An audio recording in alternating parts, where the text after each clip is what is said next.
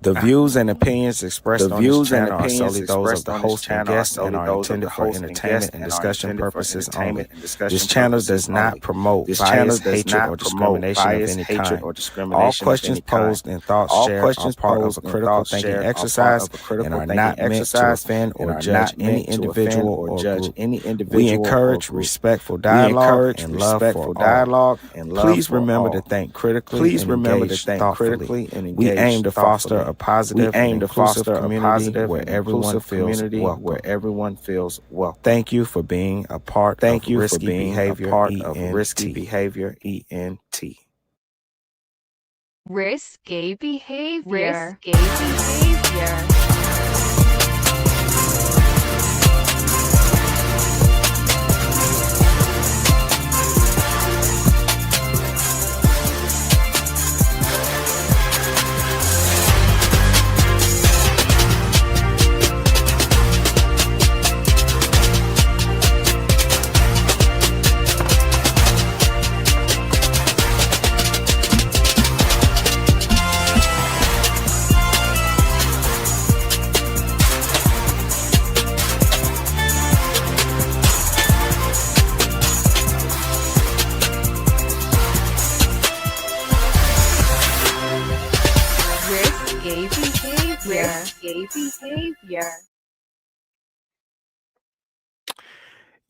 Yo, what's up? How y'all doing? Welcome back to Risky Behavior. I am your host, Diabolical. Thank y'all for tuning in. Today's title is Christians Beware When Debating Atheists. Here at Risky Behavior, I don't know what I'm doing. I'm mainly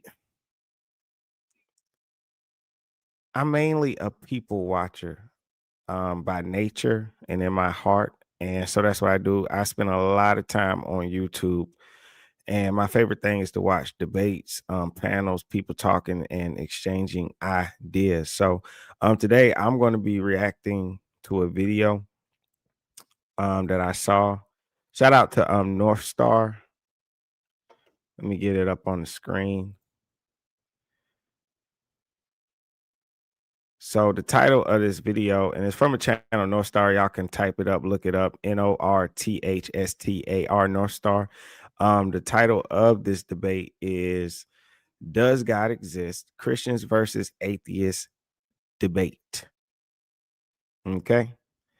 And it was a nice debate, a nice exchange of ideas. I do enjoy when you have these channels that put on these debates, because I don't know if you're on X Spaces or in person or in certain environments, conversations like these easily turn toxic and people begin fighting, and I mean, not much of any communication gets across. And so it's like they create a safe space for people to exchange these things that people argue about. It's kind of like you know how polite conversation, people will say, well, I never discuss religion and I never discuss politics. And when you have environments like the one we're about to watch, you can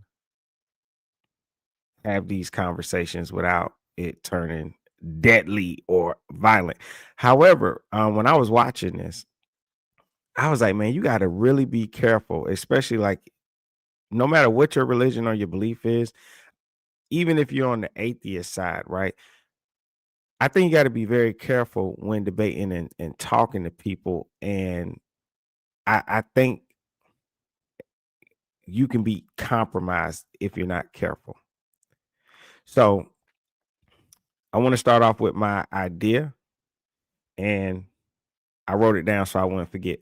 When I was watching this Christians versus atheist debate, what really hit me is how careful you have to be when stepping into these conversations. As a Christian, the moment you open the space, you're agreeing to tolerate somebody else's ideas and beliefs, and that's fine, but you can't let that tolerance slide into compromise. You don't want to find yourself nodding along or accept the things that deep down in your heart you know are not true. And when I say are not true, I mean to you and your belief.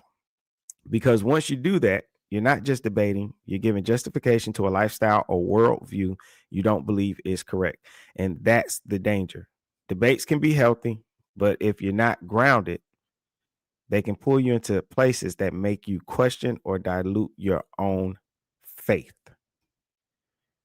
And so I think debates can be healthy, but I do think that you have to beware when you step into them. Shout out to Buster Cheeks. Man, you get me every time I read your name. Shout out to you. He says different realms of existence require different types of evidence. That's true, correct.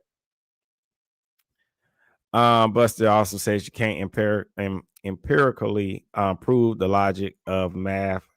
You can witness it, but it doesn't prove it.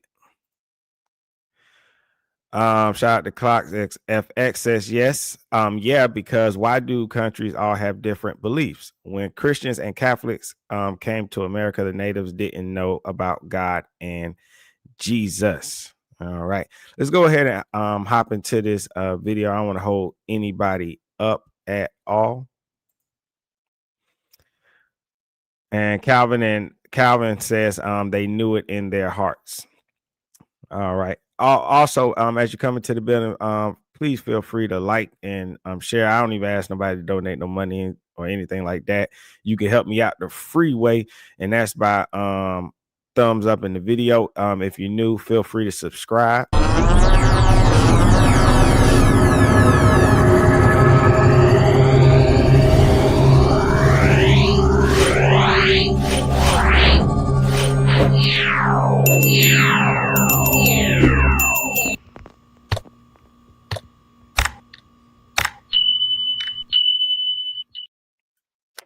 Oh, also, quick thing that I do want to say is this.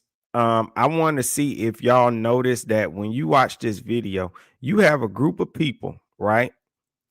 That they're usually the outsiders, right? So atheists, even on this panel, they have someone that's like in the LGBTQ, right? I noticed that you have a group of people that sit on the outside that feel like the world, like it might be people that are against Christian beliefs, the patriarchy, heterosexual life, things like that. They often paint the picture that the other side is rigid and that they don't accept people, right? But in this conversation, I want you to pay attention. Who's the rigid one? Who's the one that's not accepting, or the person that is so easily offended? That's just, I don't want to say too much. I just want to see if the audience catches it.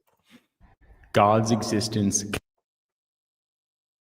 cannot be proven. God's existence cannot be proven. It's like saying prove friendship. You know what I mean? Like, define proof. Like, what do you mean by proof? Plenty of evidence this person is my friend, but could I really prove it? And could I prove it in a laboratory? Could I prove it through my parents? Like, we shouldn't be trying to prove God's real. That's like the opposite of, like, I think the point of spirituality, from what I've understood, is like proof itself is kind of the antithesis of what we're aiming at. We're actually looking for more like an understanding. And that's like proof is coming up and arguing, well, I know this and I know that, but like who's right? A truth is actually something we're all going to try to like agree on together. And so proving something is like just the opposite of that, I guess. And belief isn't always based on proof. Yeah. So you can believe for many different reasons that you don't have to prove. Yeah. Cool conversation. Really cool. And the idea of, let's understand what that proof means. I can say, with what I have to work with, this is a concrete floor, right? And I am wearing these shoes, right? Now, in another dimension,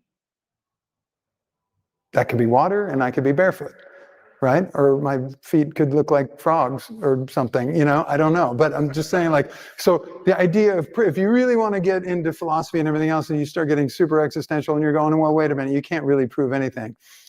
But we have something to work with. We have this tangible reality that we're dealing with, right? So the Bible, for example, is the most thorough historic document ever of all time, that what scientists are now using as a vehicle to prove out their theories I mean, you and I are breathing. How do we explain that? Right? Why do you have this life in you? If you've ever seen somebody die, as soon as the spirit leaves them, they're just a corpse. That body is no longer them. It's a shell. It's just a shell. And they literally lose weight. There's a tangible thing that was there a second before, right? So it's gone. Where did it go? What is that corpse that's going to turn into tar very quickly? It's kind of. And Buster, I do agree with what you just said. I was just thinking that it's something that you can't necessarily prove, and it's also something you can't necessarily not prove it, right?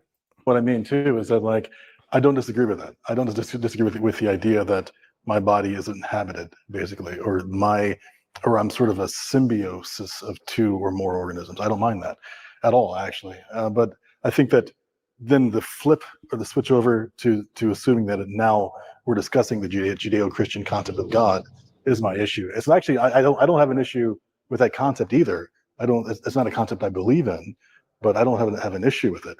It's just more that I have a problem when it comes to, not a problem, I have a drawback in conversations. Yeah. Because we're like talking about inhabitation of like the corpus. I'm like, yeah, sure, no problem. And then all of a sudden it's that version of the conversation. And so the version, right, conversation. So and I'm with you, by the way, in terms of like, and I struggle with that too, is this construct that we have come to understand.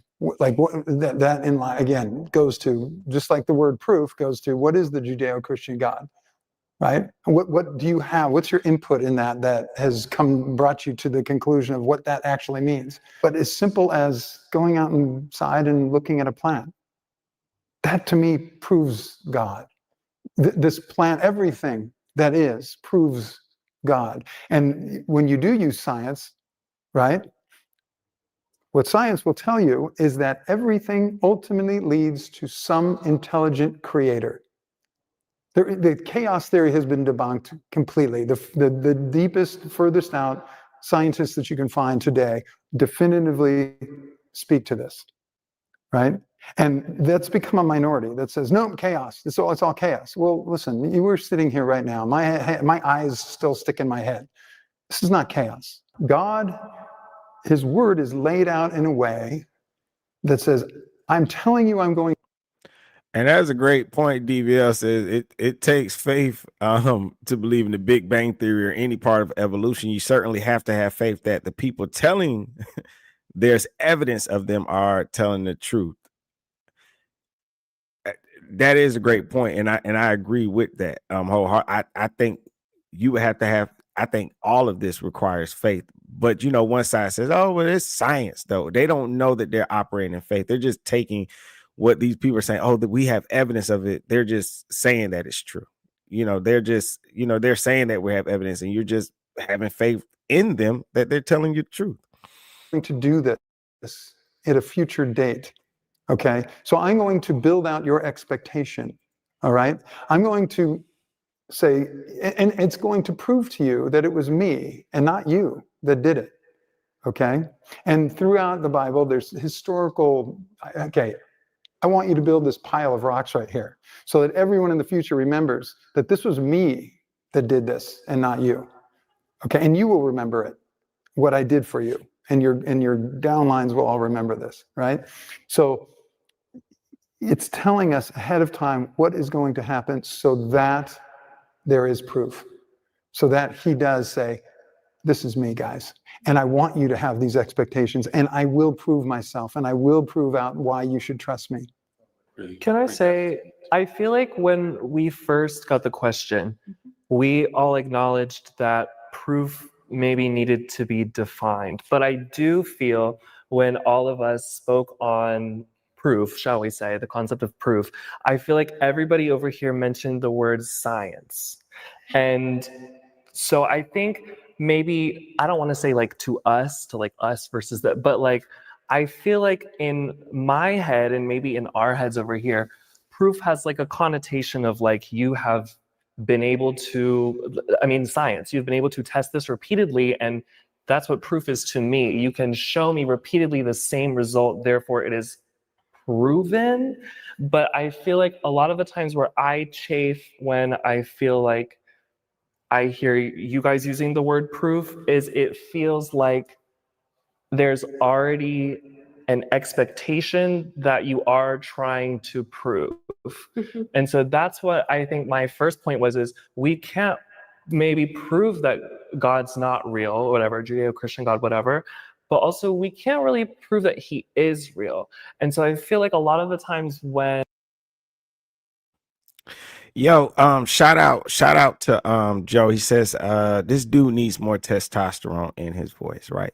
And I agree, that's very, very funny. But you know what? Seriously though, like, just the title of this video, just beware who you're debating. If I'm in conversation with someone, right, and you're discussing my belief system and Christianity and believing in God, and you could take Christianity out and put whatever it is that your belief is. The person that you're talking to, right, and they say that, hey, because I'm one of those people that feel like, I don't care what you believe in this world. With the amount of information that we have available now, with the different points of views and the different studies, you could almost prove anything that you want to believe. I do not believe in flat earth at all, but I watched this guy's documentary he did on flat earth, and at the end of the day, I ain't gonna lie to you, he was very convincing. I was driving my car hoping I didn't hit the edge of the earth and fall off. That's how convincing he was. He was able to find things to prove his belief, right? And I'm not trying to be mean, but I must say that if I was talking to someone, right, that seems like you may be living a lifestyle that doesn't agree with the Christian faith. Are you having this conversation with me because you truly have your own proof that God doesn't exist, or is it because your lifestyle doesn't agree with mine and you feel like to escape being condemned? Or, when people say, oh, you think I'm going to go to hell, you want to escape that, right? And because Christianity says that you're wrong, now you're dismissing it. So God don't exist, Christianity is wrong. Why? Because it tells you that your lifestyle is wrong? Or is it that Christianity, in fact, doesn't exist to you? Or is this just something that you tell yourself? And I'm just pointing that out. That is something you have to think about. Why is the person even engaging in the argument? What is their reason for saying it? That's just something that comes across my brain. And I do that with everything. Even if I was discussing marriage with somebody, I'm going to be careful with the information I take from somebody if they're talking about the benefits of marriage versus the opposite. And I know that you recently just went through a terrible divorce. I am going to question, hey, why are you engaging in this conversation? And what mind frame are you in when entering it? And people of faith come forward with arguments of proof, they're already trying to prove something. And I feel like I would be a lot more receptive if proof was something, or if results were something that was found along the way, looking for proof of X rather than proof of something specific, if that makes sense. Like proof of, and that's why I feel like, for example, when you said we can see with science that everything leads to an intellectual being, but let's say that's true, sure. I just feel like religion specifically chooses to make decisions on what that intellectual being means, is, what it looks like, and there's no way to scientifically, let's say, prove anything either way. So then you guys,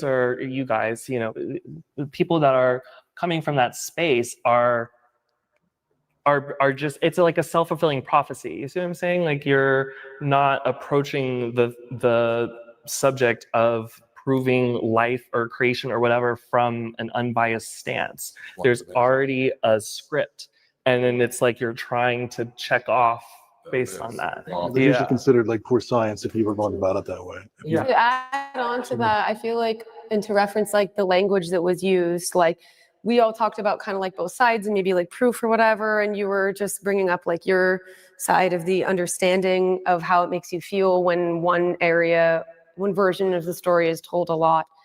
And then I just feel like when I hear you guys talking, like there's a lot of reference of these terms that are Judeo-Christian.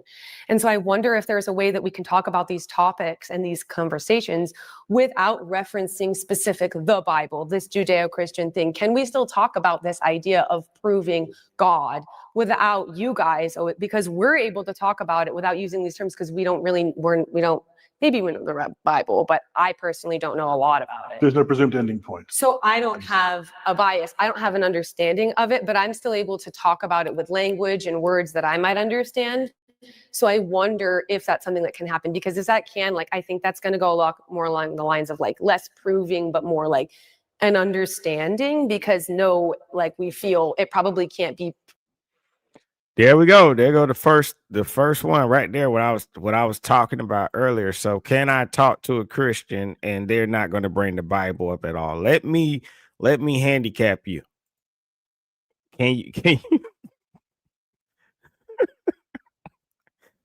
What sense do that make that she's doing? And this ain't going to be her only attempt to handicap the other side. This is just her first time. Proven yes or no, but I think the language itself can prove, like, if that's how you feel and it's real for you, then you shouldn't need those other things to describe that, if that makes sense. Yeah. I feel like, so for like Christians, to answer your question, totally hear you. That makes sense. I think for us, and even in my journey of like coming to faith in Jesus, I experienced like what it means to be lost in life, or like there was all these different things. So like I was sitting in your guys' shoes, similar mindsets before I became a Christian. So, and for me, I was searching for meaning and order and like what is aligned to, I guess I was searching for meaning and order, and I felt like God found me and showed himself to me through like personal experiences, but I wanted proof. Because I wanted to be able to believe it more fully.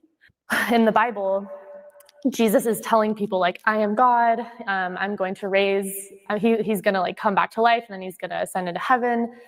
He's here to save people from sin, save people from death.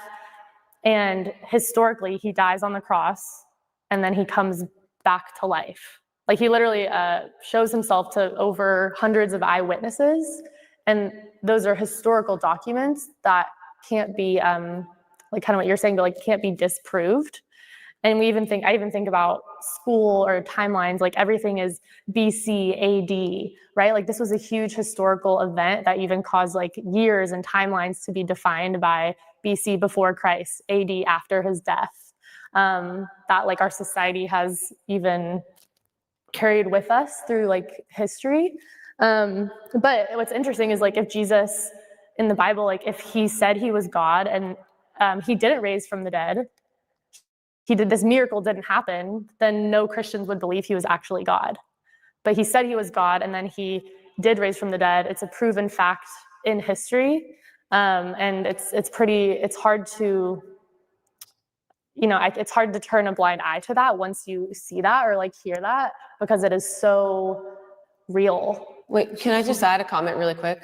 I think right before you answered, I was just sort of bringing up language. And like, I totally hear everything you're saying. I just heard like so much reference of like Christ, Jesus, Bible, Christ, Jesus, Bible. And I think my big question is, can we have this conversation about proof or any of the other things we're going to talk about today without you guys doing that as much? And I just wondered that if that's possible, like for you. And then my second thing is, I don't want to speak for everybody, but one of the things that does bother me, that I don't mind talking about proof or how, like, what our realities. Shout out to Buster. He said they can't use the Bible because it's not proof. But if they do reference something in the Bible, there's been studies and other scientists that have gone to the Bible and used that to compared to other historical proof. So I would think they would use that as an easy way to shut them down. So if they went to the Bible and I have my science, okay, this thing that you're referencing in the Bible, we have looked into that using science and we find it not to be true. That's all I'm saying is like I think you would need them to come with their Bible in order to prove them wrong if you were. Or belief systems. But something I have run into like very, very often is like that sentence, I've been where you are before.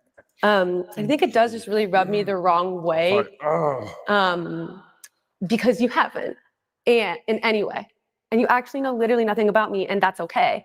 But I do feel like there is a strong like connotation with like, if I'm going to prove this, then I need to have like backup and I need to know A, B, or C. But when we assume things and we think we know, but we don't, we make an ass of ourselves. And that's unfortunately what you just did. And that's okay, because like that happens all the time. When we talk about belief systems, it's really hard. But unfortunately, you don't know anything about me and you've never been where I am and you never will be. Just like I'll never be in this person's position and I'll never be in this person's position. So I think maybe moving forward, like if we are going to talk about things we believe or proof, like maybe just. And let me see. Nubs, shout out to you. I was messing around on my computer. I meant to stop it. I don't know why that person said that the I don't know if anybody else has seen an article or anything that they did prove that with some other form of science with the whole resurrection. I know Nubs pointed that out, saying it's not a proven fact that he rose from the dead. That is a bold-faced lie. In fact, there's not a single firsthand account testimony of his existence in all of history. So I don't know. But I don't know what they meant when the guy said that. I don't know. The way he said it, he would have to mean that there was an article or something printed out, some scientific study that proved that, but I don't know why that was said. And I didn't mean to be biased or anything and skip past that. And I think this one lady, she gets on my nerves. I don't know why she's acting like that. When the girl said that I've been on your side, I don't think she meant she shared an existence with her. I just think I think she said it to say that I have been an atheist before, like you. So when I say the things that I say, I'm not approaching from somebody that has never been on that side. You know what I mean? Just as a way to say, hey, let your guard down a little bit. I'm not talking to you as somebody that does not understand the side that you're coming from. Now, can I fully understand you? No, but I've been on that side. So I'm not talking to you as if you're somebody beneath me, below me, or I've never, felt like, hey, does God exist? I think it was just a way to kind of bridge the gap. And she's so overly sensitive. She's just taking it the wrong way. Setting those boundaries of like, hey, I actually don't know this other person's like where they're coming from. And I think that's a lot more Christian, like godly like way of coming at things. And then secondly, like if we are going to discuss stuff, like there are terms that we maybe really don't know and maybe don't want an explanation for and actually want to get to the point of what we're talking about together. So we are more than willing to compromise and ask, hey, what does that mean? Same with you guys. If there's something we're saying, something we're talking about that like you don't get, that's fine. But like, I don't think it's going to be helpful for us to understand any sort of proof if you guys keep bringing up all these terms that like we really might not understand the whole meaning of. So maybe using different things that we're going to understand to help us to get this thing that even if you're not trying to prove, you feel is real, if that makes sense. Because that'll make us, A, a lot easier to understand what you're saying. And then B, you're not going to be assuming that you know something that we're saying. You know? Can I say something really quick? First of all, I just want to say I'm really sorry. Oh, no, it's okay. I just like, wanted to tell you I'm really that's sorry okay. for if that's what that comment made you guys feel. And just want to say, will you forgive me? Oh my gosh, of course. I'm not. It's very, I've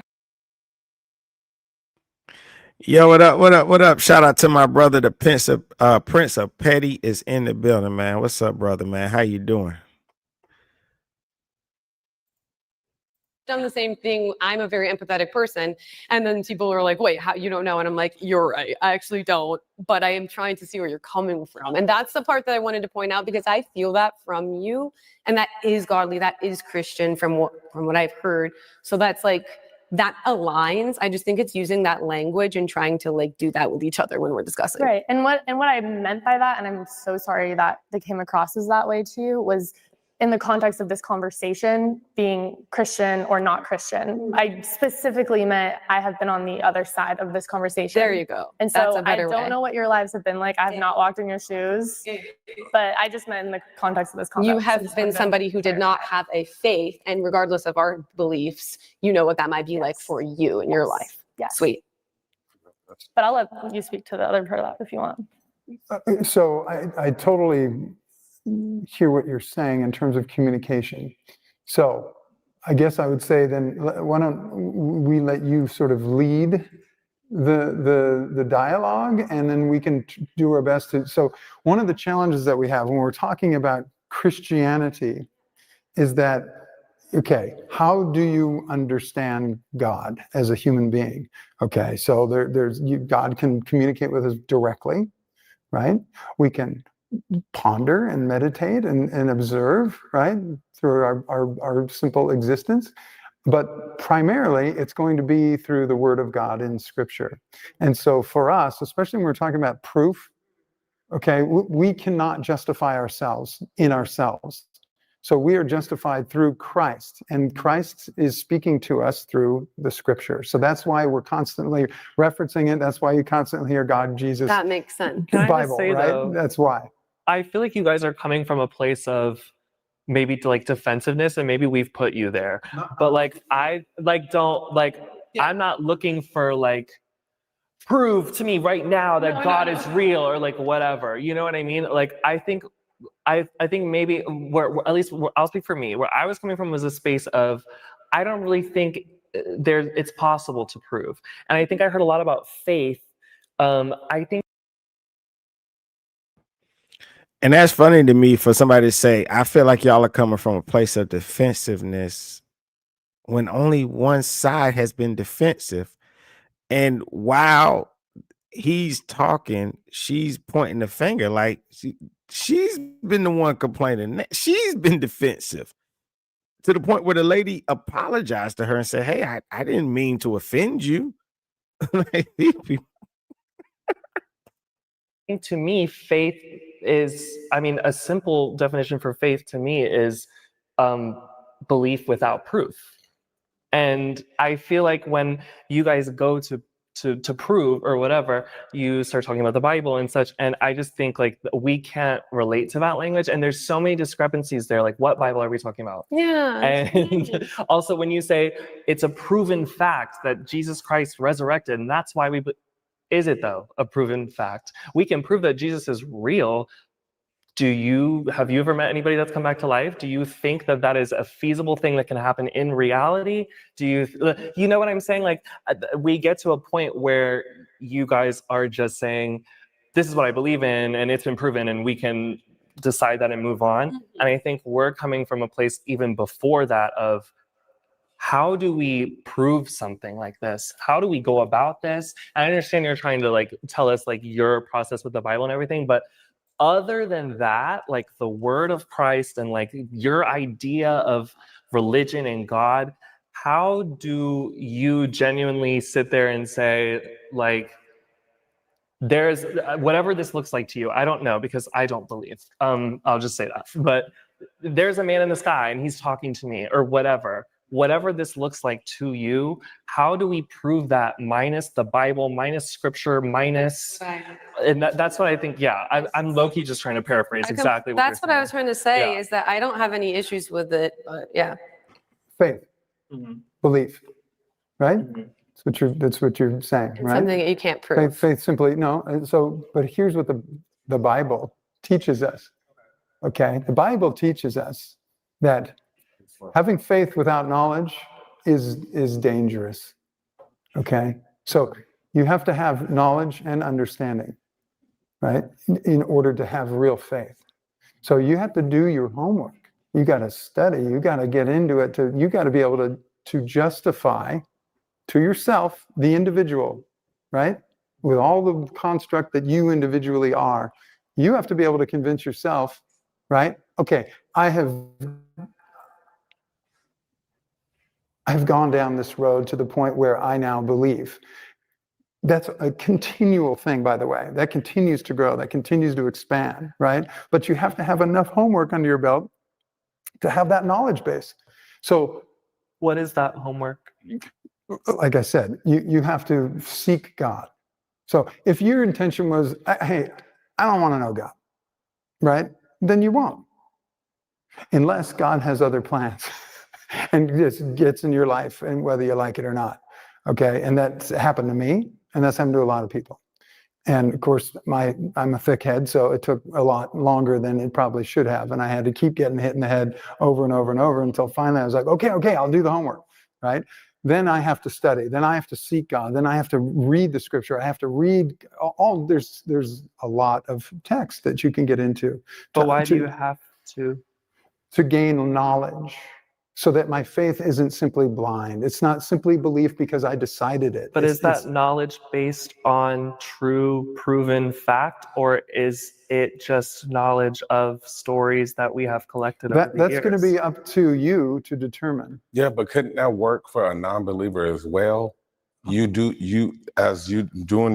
getting clucked in your head, and can it be somebody that was a non-believer that was going through stuff and kind of was like, okay, let me stop and kind of center myself and kind of find myself and hone in and try to be the best version of myself without being a believer, but actually still doing it. It's like the same dog, different collar. Certainly. It can, does that make sense? So you don't have, so that's what you use because it works for you. That's what you use because it works for you. You can't expect for everybody and to make that it's a factual thing, because not everybody's going to feel that way. Yeah, we're not making it that. We're leaving it open to a universal, or it's working for this. It's one-dimensional, so to speak. I'd say, yeah, I'd say most believers. I mean, I think the minority of people start out coming out of the womb, and I'm a believer in my family and everything else. Most people start out as non-believers, right? And that's how it you depends become how a they was believer. raised. I don't know, because I mean, it's it's like a social construct. We fall all into many different social constructs. Doesn't mean that it's going to be okay. It's like tradition. People in their family, they get married. Sometimes everybody may not want to subscribe to marriage because they feel like it's a business, it's a social construct, and especially when it comes to like gay marriage and it's, stuff like that. It's like, is it a human right or privilege? So things like that, and then they fall back on religion. That's because that's historically what they did for control. Re means to go back. Religion is man-made. So that's just what that's fine. That it's like that. Beautiful histories and stories and all types of phrases and stuff out of it in songs and poetry, but it's like, okay, there's other books as well. A lot of them. A lot of them. So I want to address earlier, like the premise of the question, which is like, can we have this conversation without mentioning the Bible, without mentioning Jesus and all these Judeo-Christian terms? And I think the very premise of that question is, well, the answer essentially is no. Because all of us sitting in this chair, right, are sitting here because we've had a personal and intimate encounter with the living God, Jesus Christ. We did. So when No, not you. They're talking about them. I was No, he just looked at me. He goes, "We did." My apologies. I was like, "Don't look at me, bro." No, so yeah, me, Jason, and McKenna, each of us have a unique story and testimony of why we believe what we believe.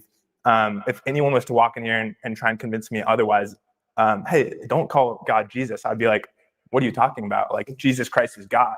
And that's simply it's not coming from a perspective I'm trying to defend my faith or this self-fulfilling prophecy of proving. We're just sharing our personal experience, our life story, because again, I personally, I wasn't looking for God. I wasn't looking for him at all, actually. it was like how Jason described it. It's like God stepped into my life. He grabbed me by both the shoulders and gave me a good shake, right? And so if we're going to have this dialogue, right, you have to recognize, and we respect this from your perspective also, that like we're operating from two completely categorically different conceptions of reality itself. So yes, we're going to use these spiritual terms. Yes, we're going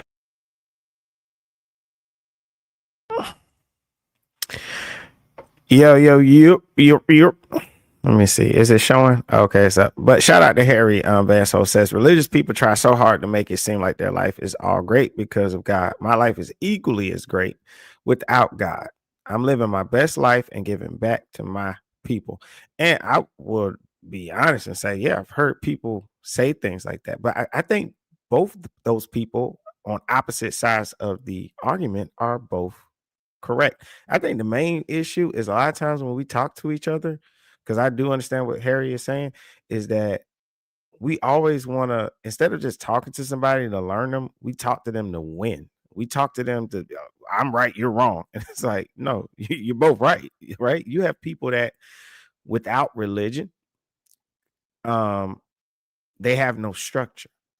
And religion can give them structure and make their life better, right? But then you have other people that, depending upon how they was raised, where they was raised, and their background, shedding that religion off of them, they felt free. And so they also experienced a happier life. And like, man, I was getting beaten down when I was at that church, man. And now that I don't go there no more, I'm not dealing with that stuff no more. I feel more free and stuff. And I think it just depends on the person. I was just glad to have you write that because it is correct. But I think both people on both sides of that argument is correct because it's personal to them. We're going to mention Jesus. Yes, we're going to mention the Bible, scripture, because this is the reality we're operating from. You might call that a social construct, but to us, now this is the truth. And we're going to speak the truth that we believe in, no matter how that's received or if that's uncomfortable for you guys to hear. That's the cost of us telling the truth, right? But we're not going to dilute the truth or change our language because the truth is the truth, and the truth that we believe in is Jesus Christ. So it's, yeah. Right. And I think that was the point. Thank you for saying that, because I think that makes sense for you. And I think that's the only thing that for us, we're saying there are other gods, there are other things. So we don't, Other truths. it's okay for that to be your truth. It's okay for that to be your language. It's, I think, trying to prove that it's the only or anything like that. You know what I mean? So I don't think that was the question. I think it was just about proof in general, but that's getting into something else. Christian prayer can affect real life outcomes. Well, you guys raise your hand. Prayer in the Christian context. So to you guys, what is the Christian context? If you guys enjoy engaging in these kind of debates, discussion, conversations, and want to What's crazy about debates like this? I have to be honest. Even as a believer in God, when people ask certain questions, right? Because I be spending a lot of time on Clubhouse, and people be like, "Prove to me this." It's like, dude, I honestly, I don't think I can prove it to you, and I don't think you can disprove it to me. You say prayer has an effect. That's like a personal thing. I have times where I've prayed.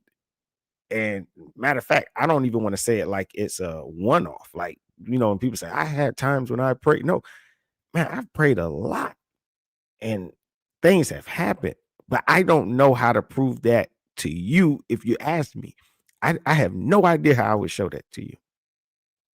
Like, not like nothing at all.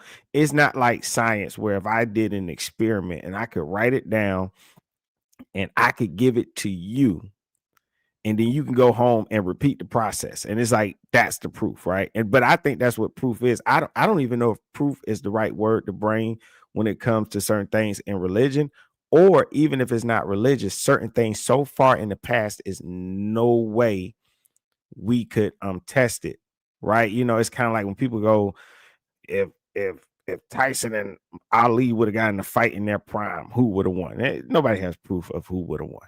We can guess, I guess. their fight styles and who they were as boxers, but we really wouldn't have proof of a solid answer. And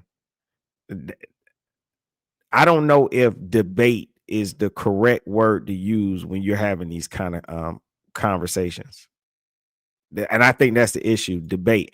I think it should just be sitting down, talking and learning about people and sharing things with each other. Because you saying debate and then you're saying prove, and then the questions you're asking is like, who could prove or not prove this?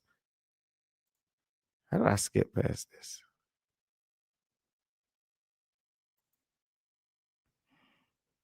Like the ones in this video. So if you're interested, go to the first link in the description to learn more. Now let's get back to the video. What is the Christian context? You guys seek God in your daily life. You try to do that's at least one thing I Prayers heard you say before a meal The that Bible like is- everybody knows. Yeah, the that we Bible recite is y'all together. structure of how y'all basic instructions before leaving Earth. that whole there's an thing. afterlife So- with heaven and hell. That's a part of the context. I guess what is for you guys? How do you define prayer? I We would don't. define prayer as like pray. a bunch. We don't. You can talk to him, right? Before you go to bed, you can talk to him in moments of problems. Like, I think you can talk to him out loud or in your head, right? So I think it's like, for me, I got my own ways that I'm doing that and it's working for me. And so if it's working for you, that's great. I am not talking to a man in the sky because I'm a woman with a vagina. But You don't want a you sky guys- daddy, huh? And there's women, and that is totally fine. And you guys can figure that out in your own brains. I don't know how you do, but that's chill. Crazy. Yeah, right. Shaka says it's a personal thing. Here's the thing too, though. Like, is that something that atheists do? Like, they pray? I don't get it. I thought like if you don't believe in something or you're against religion, I thought like you abandoned it. How do y'all feel about like people that say I abandoned this thing, I don't mess with this thing, but if it's something good, I'm gonna take that with me and keep it. Sometimes that comes off weird to me. It's kind of like I thought you didn't like this stuff over here, but you want to keep the good parts to yourself, right? But that goes back to what I said originally earlier, right? Sometimes people abandon religion is because when they go to church or they or in any religious setting, they have a certain lifestyle they want to live, but religion says that, hey, this is wrong and you have to change. So they say, well, you know what, I don't want to have to change, or I don't want to feel like a sinner, so I'll just abandon the religion altogether. And you can usually tell when they say, oh, I abandoned it, but I'm gonna take the good parts with me. Some, you know what I mean? You get what I'm saying, right? But for me, that's happening in my own way. So I 100% know whatever you are doing in your brain and making that happen with your beliefs must be working, because And I don't see it knock happening. That. So I don't knock that, because my brother is he's big into it, and he was saying like God, he talks to him as if that's his homeboy.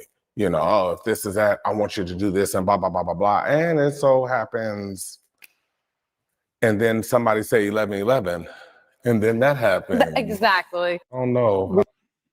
Talk to God like a homeboy.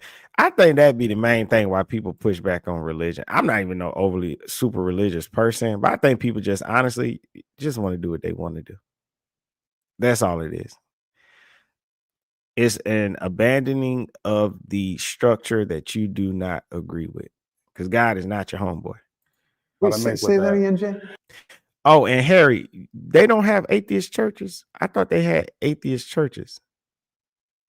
I might be wrong. I don't know a lot about that, to be honest. So I'm saying, however it works for you, just because my brother was saying, like McKenna was saying, like, I need to know, like, if this is it, and this is what it's going to be, like, show me. And my brother, he's like a minister, actually, a licensed minister. So he was just saying, like, oh, like, if you're God and you're this, what I'm saying, you need to do this, and I want you to do this. Talk to them as if it's like you and you're talking, and somehow, not saying some miracle, but some breakthrough or whatever energy, whatever intention was behind that, it worked out for him. And so I was saying, being funny that someone can say 11:11, let's put into it. And then we have some coins, we got money, you know what I'm saying? And we have, I'm just saying, That's why I don't know how our brain. Do you understand? You get what I'm saying? So I don't. That's why I agree with y'all, because I get it. Like Sam said, whatever you put into it, the energy is like, which we know that it's like bad. Which you sow a bad seed, fall on good ground, right? Okay, so the negative energy, it's like only negative thoughts, only negative things should come. Vice versa if it was positive. So that's how I look at it. So I do agree with that. When I wasn't being funny when I raised my hand, but I think it makes sense when it comes to that Christian. Yeah. I think to disagree would be to say that in any other religious context, it's that prayer or those thoughts. Shaka's talking about yo, God, what's up, homie?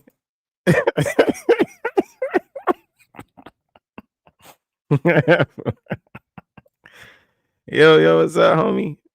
Yeah, homie, yeah.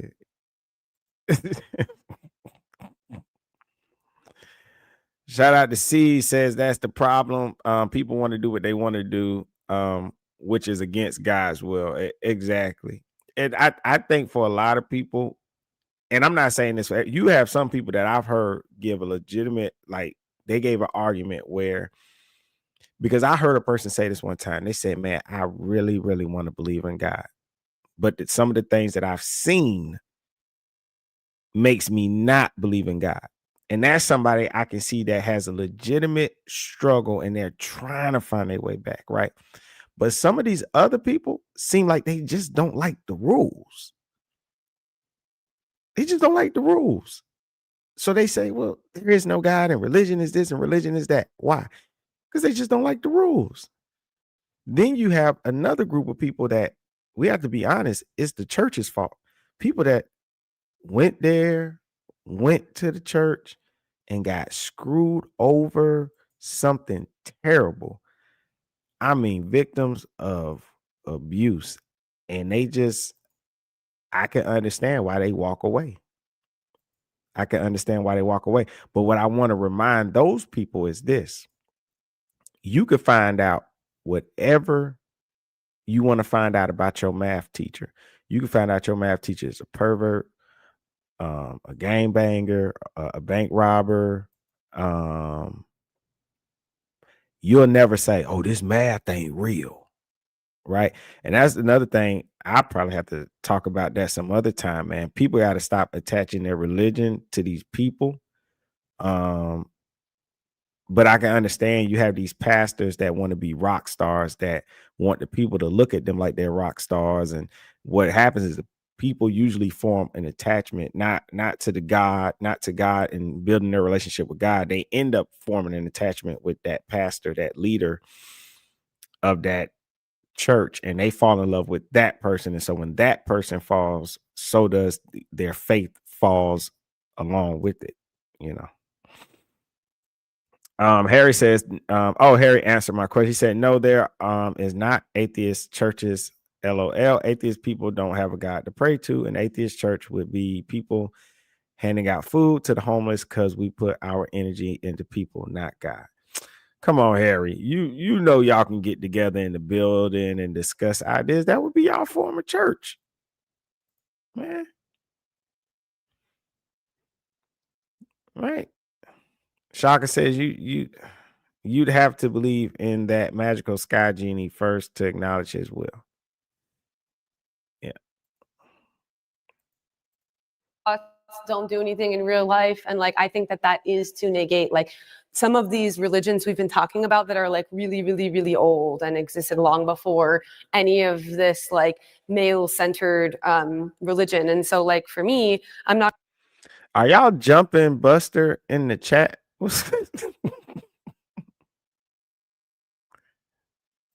is good? Come on, guys. Do one-on-one. I'm not going to say that's not real because I know that our bodies and our brains are on some sort of different thing. And I'm not the one to say what that is. There's religions that want to say that, and that's okay. But like whatever that is, it's older, it's beyond me. So it's not my job to say it's not real. Like that's okay. That might be something that's happening and I'm not trying to prove it. But yeah, prayer or whatever that is is somehow working for people, and in many different contexts you might use the word prayer. It can mean a lot of different things. So I was going to say, like, to change the conversation around a bit, like, what would be the issue with like sitting in quiet meditation, focusing on an outcome, and speaking to, say, a universal source, or speaking to the triumvirate, or speaking to even Allah? Like, what would be the issue with that? How would that change how you saw prayer? Like, would that be do you consider that to be possible, or just as powerful? yeah, that's a good question. Okay, it's a super fantastic topic, right? So we're getting into effectively manifestation, right? So again, just set some goals, right? You just sit down and write out some goals for the next 3, 5, 10 years. Well, guess what? The probability of those things happening versus not doing that is, I don't know what the number is, but the chances of those things happening is so far greater just by writing those goals down, right? And again, just putting that out there, speaking that into reality, right? So there's absolutely something to be said for manifestation. You can, where you're not necessarily attaching it to some sort of supernatural thing. It's just simply you and the natural world, right? Okay, that works. And I've played with that. And sure, manifestation is a real thing. Now, what we believe is that once you cross that line into bringing in some supernatural component of that, okay, now you get risky, right? Because if you're not making that prayer to Jesus, okay, so, and the Father, Son, the Holy Spirit, right? If you're not doing this, I know this is not going to work. This is right. This is the. But it does. I just said it worked for me. But it doesn't, because So okay. Sorry. So this is the problem, okay, that the world has with the concept of when we say, hey guys, I don't know what to tell you, but this is what we believe, and I'm not trying to say you have to believe it either. I hope you do, but I'm not trying to push you in that direction. That's totally. Is that Okay. I hope you do, but That's pushing someone in a direction when you say you hope you do, but it's okay. I do with all my heart. So I truly, because here's the risk: you pray to Allah or any other deity, okay, who is a God, but not the God. All right, you are praying to something that is not God. Okay, so in saying, oh yeah, make this thing come true. So that's like praying to the devil. All right, is what we believe. Okay, so, and I know other religions that feel that way, and I'm going to get all kinds of heat for that, but that's just the reality. And any Christian that is being honest with you will tell you that that's the truth. That's the Christian reality. That is the Christian reality. So what I hear you kind of saying is that you believe that me sitting alone in meditation and manifesting for myself is not as powerful, because you believe that when you have a conversation with God, as you say, right? Their God. That entity then takes over the conversation, and it manifests for you, or he manifests for you. That's right. And now in doing so, you are now worshiping that God. Okay. And now you are a slave to that God, and you are going to be receiving from that God. A slave. Okay. Whoa. Well, we're all slaves. So I'm sorry. I'm not a slave. To Jesus. Or That wasn't. It's like and again, you got to be we're- careful how you say That's intense to say, that. man. I'm cutting to the chase here, guys. They get so defensive. Like, this dude ain't talking about slaves getting whipped in America. Like, come on, man. Y'all know what he meant by that. So easily offended. But I tell you, it's always that one side. It's just like, my guy, he's having a conversation, and he brings up a great point too, is because if you're going to be atheist and you're going to say, I'm not following religion and I don't believe in God, it's really weird that you're willing to tap into these other forces and this other energy and stuff. So you do in fact believe in something, right? You believe in some sort of power if you're on the side of an atheist and you're like, well, I don't believe in God and stuff. But then prayer comes up, you're like, oh, yeah, I believe in that. So you do believe in some sort of power, right? So you're saying this other power doesn't exist and you need proof of it, but then there's this other power. So to prove that. That's what I'm saying. It's just confusing to me. I respect people more when they just believe in something, they just believe in it totally. But when you say you believe in something and you're adding this, taking this away, well, I don't believe in God, but I'm gonna take prayer over here with this. But I'm manifestation, and I'm meditating, I'm making stuff come. So, but you got all the power, but then you don't believe in power. And 1 minute you do believe in power. It makes no sense to me. It's just very confusing. And I think all Christians don't think the same. Christians are different. There's some things that he said that I'm kind of like, I don't agree. But he's being the same in all his answers. He doesn't have answers that are conflicting with each other. On this other side of the atheists, they're saying different things and they're conflicting with each other. General Butt Naked. You get me every time with that damn name, man. I can't help but read it though. It's catchy. You say if what you pray for doesn't happen, then people say, well, it wasn't in God's plans. Then why pray in the first place if God already has his own plans? People don't know God's plan. And I agree with you. People do say that. But when you pray, there's many different things going on at the same time. Like when they say faith without works is dead. If you pray to God, I want to hit the lottery. I mean, did you even buy a ticket? You see what I'm saying? And that's the thing. Some people didn't even buy a ticket or put no work in or anything, and they pray. And to escape accountability, they just blame it on God or they blame it on the devil. And that's not a necessarily a religious belief. That's just a person that's not doing what they're supposed to do and escaping accountability, and just something that they're saying.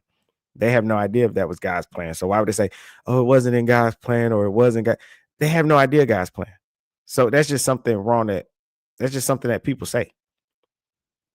Sometimes you have to be patient and wait for it to happen. You ain't even wait long enough for it to happen. You just say, oh, it wasn't in God's plan. How do you know? You have no idea because you don't know God's plan.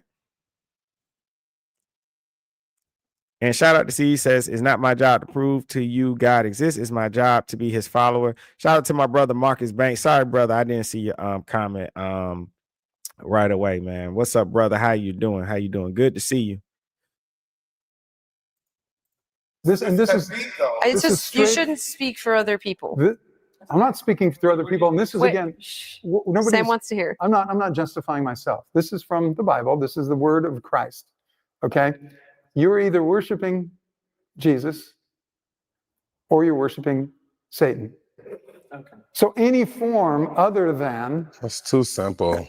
It's so simple. It's so simple that it's incredibly complex, right? So it doesn't feel that complex. So dig down into it, though.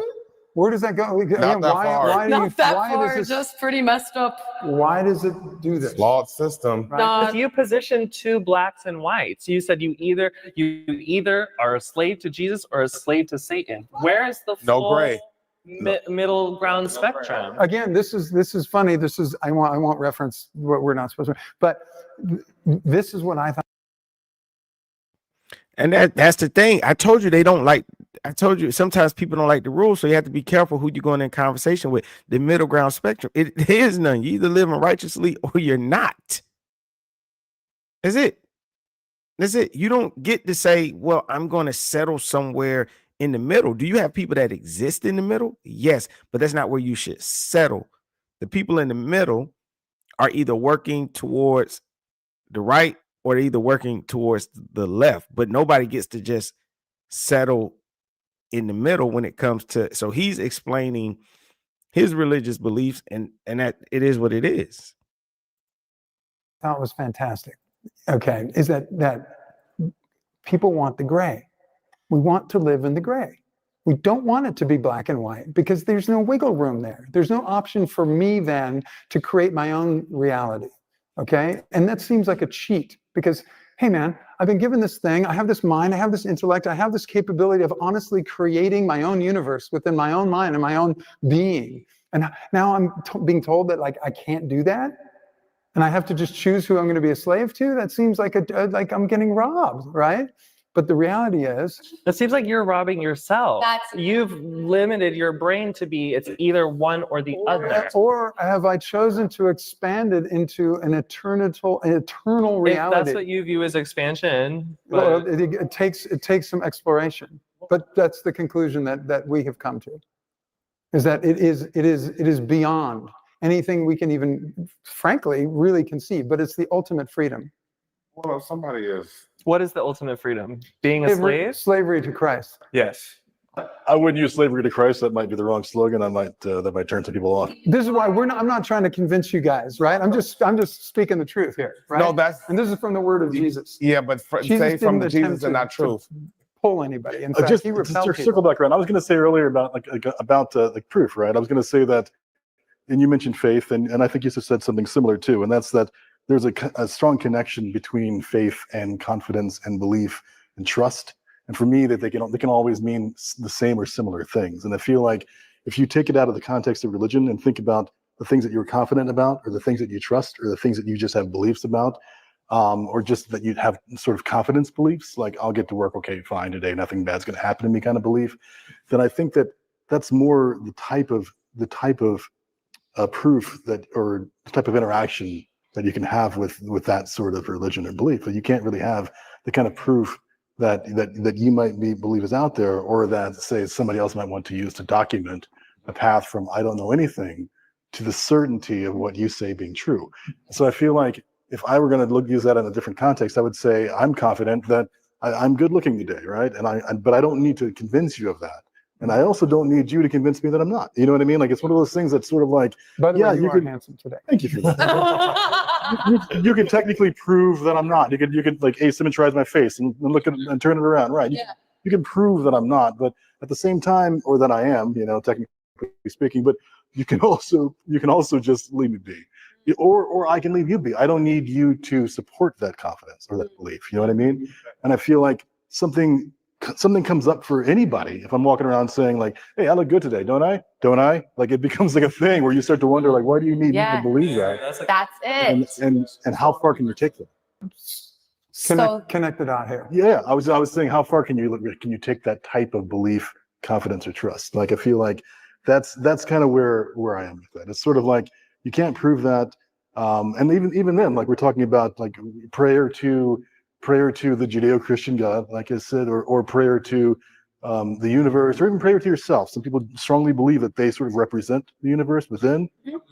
Why not, right? So I feel like, but you're saying that you, in your words, and I'm paraphrasing for you, you're saying that I believe that when you pray to this particular entity, who I believe is the only entity to pray to, then that is the only thing that will manifest and develop things for you. And that's a belief. No, they don't. And That's not what I that you're said. confident So about and what you I trust. believe is you will manifest. That works. Again, I don't disagree with it. I goals. think so. You just it would meditating manifest. on your own, right? That will Right. manifest something, right? Now, if you pray to Satan, look at the world. Look at. There's people that are 100% Satan worshipers that are very powerful people, very, very, very powerful. In fact, probably the most powerful people on the earth in terms of what the world believes is power. Okay, But isn't so they will. C says, well, I guess General says, yeah, this Christian guy is kind of too extreme, to be honest. There's definitely middle ground. And C says, they try to simplify God, but he's so complex. There are rules, you abide by them or you don't. There's no middle ground. I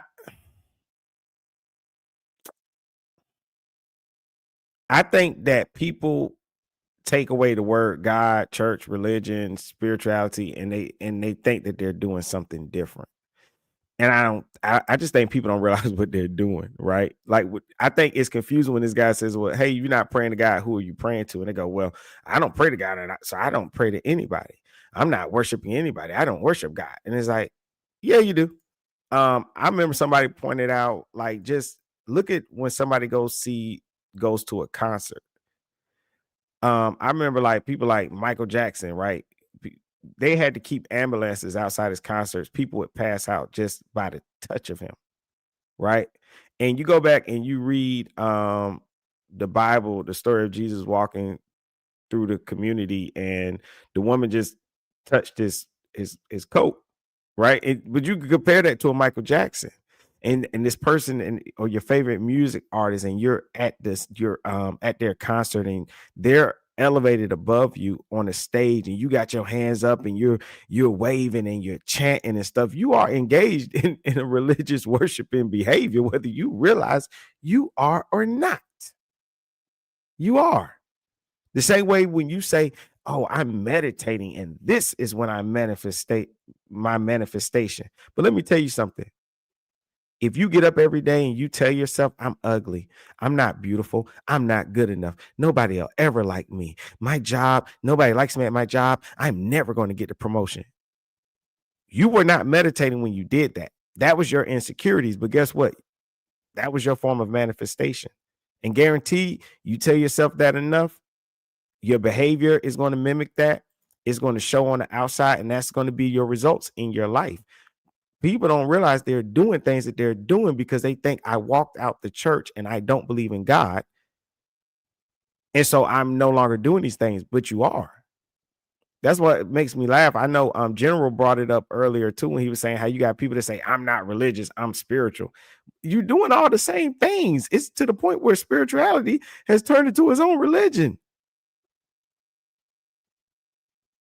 And so that's for me, like when I'll be saying, there ain't no middle ground. You're either doing something or you're not doing it.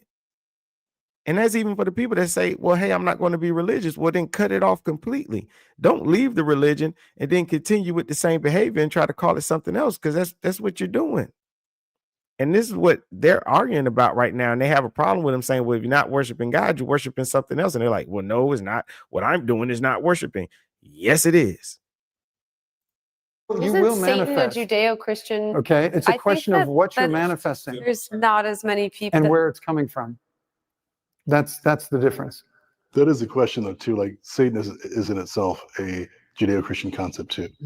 Can I say something? So part of what you're getting at is this idea that there might be, right, so this objectivity to the spiritual realm, right? So the fact that manifestation works for someone that does not believe in the Judeo-Christian God, and the fact that it also works for a Christian, there's kind of like, what's happening there? Also, I want to say I appreciate everybody that's in here. If you do me a favor, if you want to come back to the channel and visit me again, make sure you subscribe. Don't forget.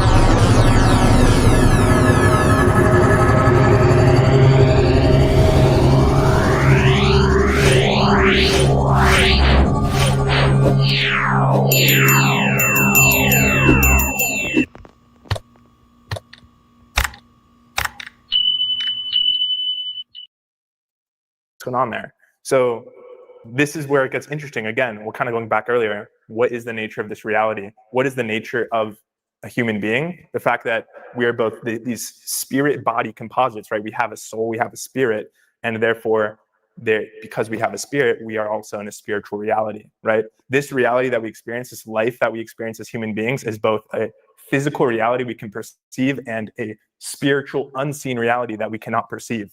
So when we're talking about these different philosophies or beliefs, or having your own faith, of whether it's a Muslim or a Hindu or all kinds of different faiths, or even people that just call themselves, oh, I'm spiritual, but I don't want to put a name to this, but I meditate and I manifest and I find success with this. Well, again, we have to ask the question, they're tapping into an objective spiritual reality in which, in the same way we have this objectivity to like, you could say good and evil, that also is in the spiritual realm, right? So when you tap into that spiritual reality, you have to ask the question, what frequency here, what channel am I tapping into? And it's this kind of, I'll use the word faith again, you don't really know, right? If you're not saying, before I pray, if I don't say like this, right, in Jesus' name, or if I'm not saying in the name of the Father, Son, Holy Spirit, who or what am I praying to? And it's like I'm opening a door, but I don't know what's on the other side of that door. That's what the really interesting thing when you ask people who do psychedelics, like mushrooms or LSD, and these kind of have these, they trip, right? They have these visual encounters of the spiritual realm. It's like, what do psychedelics do? What is really happening when someone takes a psychedelic? They're opening a door to the spiritual realm, and they don't necessarily have control who or what is on the other side of that door. So the danger is, right, the risk of praying to anybody other than Jesus right? The triune God, the Judeo-Christian God, is that you're opening a door and you're making yourself vulnerable to whatever or whoever is on the other side of that door. So it's kind of like a dangerous game you can play. And like, yes, it can work and it can work to your benefit, but it's just high risk game that you're playing. What if you're on the other side of the door? What if you are on the other side of the door? Well, I just want to add though, I do know. Door. What door?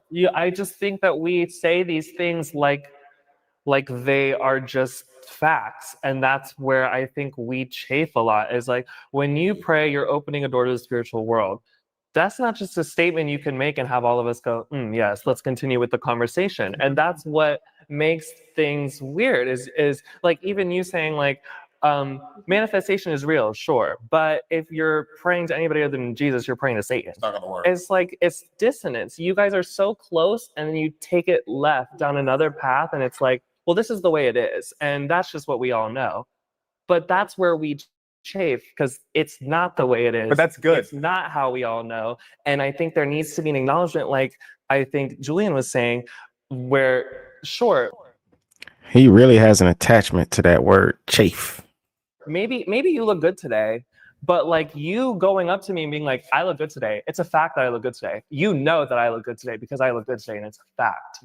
That's very different than just being like, I think I look good today, and that's my opinion. What do you think? Subjective. You know what I mean? And there's a Subjective. lot of implied like condescendingness, and it's preachy because it comes across like, I know, and I know this to be true, and maybe other people don't know, but they should know. Yes. And maybe that's what you believe, but like, I think there should be a way to interact, especially in a debate, where you aren't just saying subjective statements as if they're just objective statements, I think. Well, everything is based on belief. That's why we're saying this is what we believe. True, but I feel like we're coming from places of belief, but also we're using real life like concepts and like socialism. But to us, this is real. All of these things, right? to like, or social sciences. But to we're like, being open, and it's like we understand you guys, but you can't Explain. understand our part. Like, it's like when it gets to us, it's like, yeah, but nope. And so this is what it is. But then we understand, and we have this openness. It's lopsided. Yeah. You know, Nubs, the guy that brought up the whole psychedelic drugs thing, he might not have taken drugs before, and he's just going off what he's heard. You know what I mean? Is probably what he's saying. Because Nubs said, in my personal experience, I'm not opening any random door. I am speaking directly to my ego when I take psychedelics, but that is my personal experience and cannot be recreated with any others but me. What were you gonna say? Well, I was just gonna say, I know I'm one of those people that says I'm spiritual because I've had a lot of interactions with spirituality on all different forms. And I know that in all religions, there's a common theme of what you just said, which is the more specific you get about whatever you know on the other side of the door, whatever you're talking to, and all the different belief systems, there's different words for it. You use what's on the other side of the door. There's actually literally hundreds of other terms to describe that exact same thing, which is why I raised my hand, because when we get serious with our brains as human beings, something happens. I'm not going to speak for everybody about what that is. I'll say what happened for me, but I'm not going to say this life and this construct is the reality. I'll say my life. This is my construct and my reality. I might have schizophrenia. You have no idea what my construct and my reality is. So you're saying this construct, this flesh, these bones, but I'm telling you, we're saying that for every single person, we feel that we're all in our own different reality, and that's our belief. So your belief system says that you are all in one reality, and see, now, like, I don't get the argument now. I don't get what the pushback is. I don't understand why this is a debate from her side. You know, she says she doesn't believe, like, she don't believe in God. What's the proof? But then she says she believes in spirituality, and like it's these, you know, these spirits and all this thing. So it's like I don't get it. If I'm truly somebody that's into spirituality, I'm not arguing with somebody that believes in God, because I believe, in a sense, these things that people describe as supernatural. I just believe in it in a different way. I'm not going to even ask you to prove to me God exists. I'm not going to ask you anything. If I'm willing to believe in this, It's for instance, if I'm willing to believe in vampires, then I have to accept the guy that's willing to believe in werewolves. Like that, to me, that's just how close it is. I that's why I say it just confuses me when I hear him talk. Is I don't get why so much of a pushback then, because it's not like you believe just strictly in science and what you can see and what you can prove, right? If that's not you, I don't get why you would be on the other side of this debate. Ours and our belief, and it says that we are not. And even though we're not praying to a God that is your God, we are having similar thoughts and similar things, and we're sending them to something really specific, and it is working, and it's doing just the exact same thing that's happening to you when you're talking to God. So implying that there's a risk for people to go and do something that's very natural for all human beings makes everybody feel that chafe, because it's natural for us, just as it's natural for you, to get specific with what I'm saying and who I'm talking to. And it might be my ancestor, it might be my great grandmother who passed away, who I've seen with my own eyeballs, who is not a God in the sky, but is somebody who I love and cherish, who is talking to me, who I feel, who I see on the streets. And that doesn't mean that you're seeing it, and that doesn't mean you're seeing her, but I am. And it doesn't have to do with God. It's my experience. And so I'm not going to. I'm telling you, it don't make sense. I don't get what the argument is now. Once you say that you see dead people, I don't know what to say to that. I don't know why you, I don't get the pushback at this point. I can't pray to God and just have my religion, and I got it's a must. I prove it to you, but you can see your dead people and pray to your ancestors. I don't get it. I don't get when anybody does it. I don't. I don't. It's ridiculous to me. I'm telling you, it gets point where it's just silly. I'm going to argue you down by how I believe in vampires, and then when you say, "Well, hey man, I believe in werewolves," I'm like, "What? I can't believe you believe in werewolves." What are you talking about? You believe in something too? That's kind of crazy. Why I can't believe? I don't get this. I'm confused now at this point, because she's been over there making like, and it's particularly her. She's been over there making the facial expressions. You know, when she hear things, she's so offended, and then she comes out her mouth and says, "I'm praying to my ancestors, and I'm seeing dead people." It's sit and tell everybody else, my grandma said that you need to go do this. She's my great grandma. You better listen to her, dude. And she's real, She and I told see her. me Yeah. that we're British, so we gotta drink tea at 3:00. Go right now. You gotta have it 4 times a day. Come on. So I think it's more about accepting that if that is your form of prayer, we all sat here and said that that's fine. But then to hear you come and say if you aren't, then it's this either or. I think that's the only difference. It's coming from a place of love. It's coming from actually a place of concern. It's not like I'm preaching to you like this is the way, this is the only way, and right, repent and believe this. It's coming from a place of love, because again, this is my lived experience, my personal experience with God, my walk in faith. And everything that I'm saying, and I think our goal, everything that we're saying from this side is coming from the perspective of love.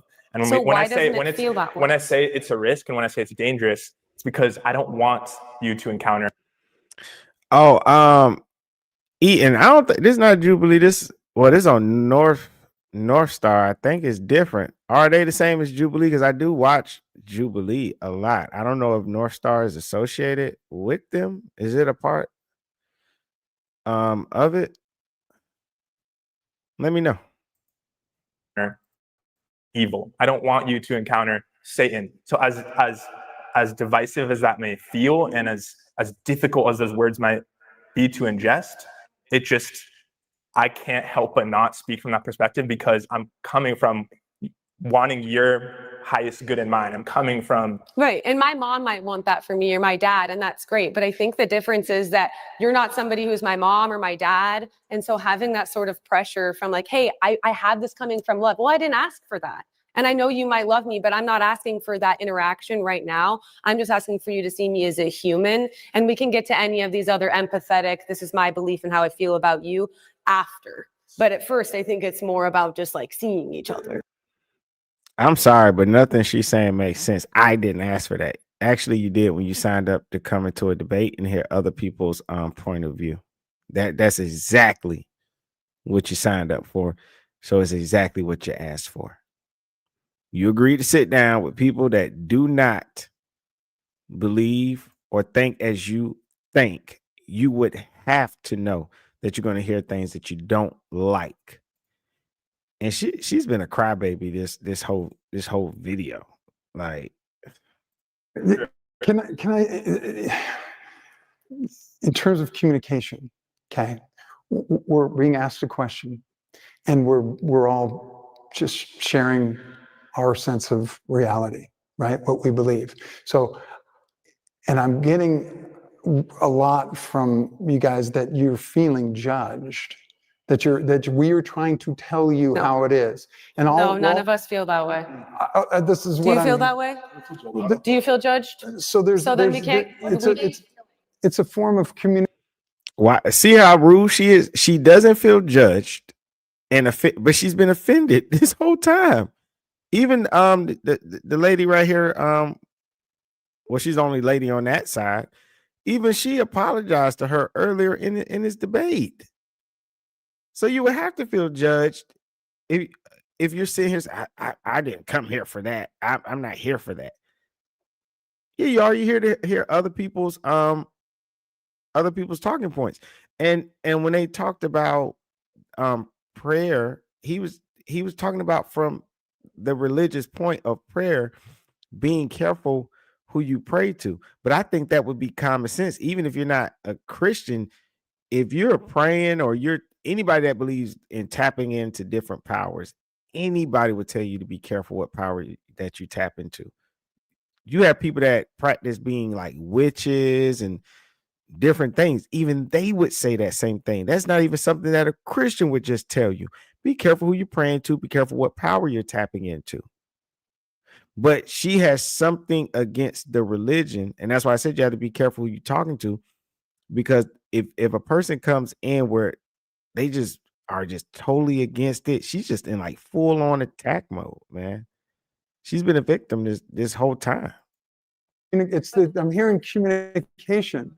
Like you guys, you're saying to us, hey, you're making me feel this friction. You're making me feel chaffed. We're pointing out where there is a disconnect. That's all. There's no judgment. We're just pointing it out. I understand that. But my question is, we're just sharing what we believe. And that shouldn't affect you in a way that is agitating, right? Unless it is agitating. And then the question would be, why is it agitating? It's not. You know why it's agitating? Because they don't really believe what they say. And that's how you can always tell. People who really are strong in their faith or their belief or their lifestyle and their structure are unmoved. The person that's wiggling the most, they got doubt. And that's why they're offended. Because if you sign up to come onto this ain't no random conversation on the sidewalk where somebody took you off guard and asked you some questions you wasn't prepared to answer that day. This is something you looked up, you signed, nobody kidnapped you. You looked up, you signed up for it. I'm going in here to hear a difference of opinion. You should be mentally and or spiritually prepared for that.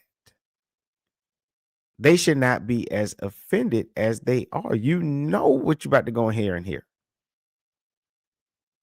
You shouldn't be that bothered, but you're bothered because you know that you're not on the right path. I'm sorry. You just know you're not on the right path, or you're not really practicing what you preach. And I would say the same thing if the Christians were on that side and they were all offended and acting crazy and accusing the other side of, we're chafe. I would say the same thing about them. I say, oh man, their faith isn't very strong at all, is it? What you're sharing, it's the way you're sharing. And that's what I'm trying to get across is there's a way you communicate and talk to people. And even like everything that you just said, tuned out, because you said, I'm coming from a place of love. Me. Okay. What about us? You're not coming from a place of understanding. That's the problem. It doesn't feel like you want to give what you have to us because it's what you know to give. And maybe that's beautiful, but maybe we should pause for a second, consider who we're talking to, and consider the things that we're saying. You know what I'm saying? He's an idiot. And at that for me, I got too much pride. I would have got up out my damn chair and walked the hell off. You mean you telling somebody I tuned you out because you said I'm coming from a place of love?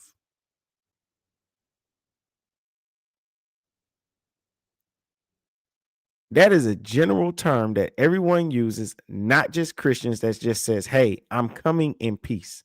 That's all it means. I'm coming in peace, and I'm not trying to offend you. I'm just talking to you. It's crazy. Shout out to C says the thing is people have me misunderstood. I'm not in here to argue with you about God because that's his battle, because the devil's job is to make you think him or God doesn't exist.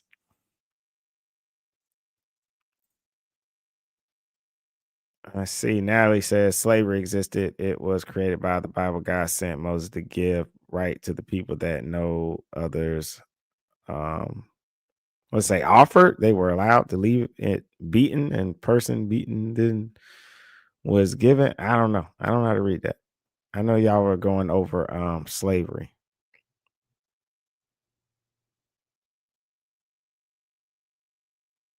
Yeah, y'all going over the slavery point. Yeah.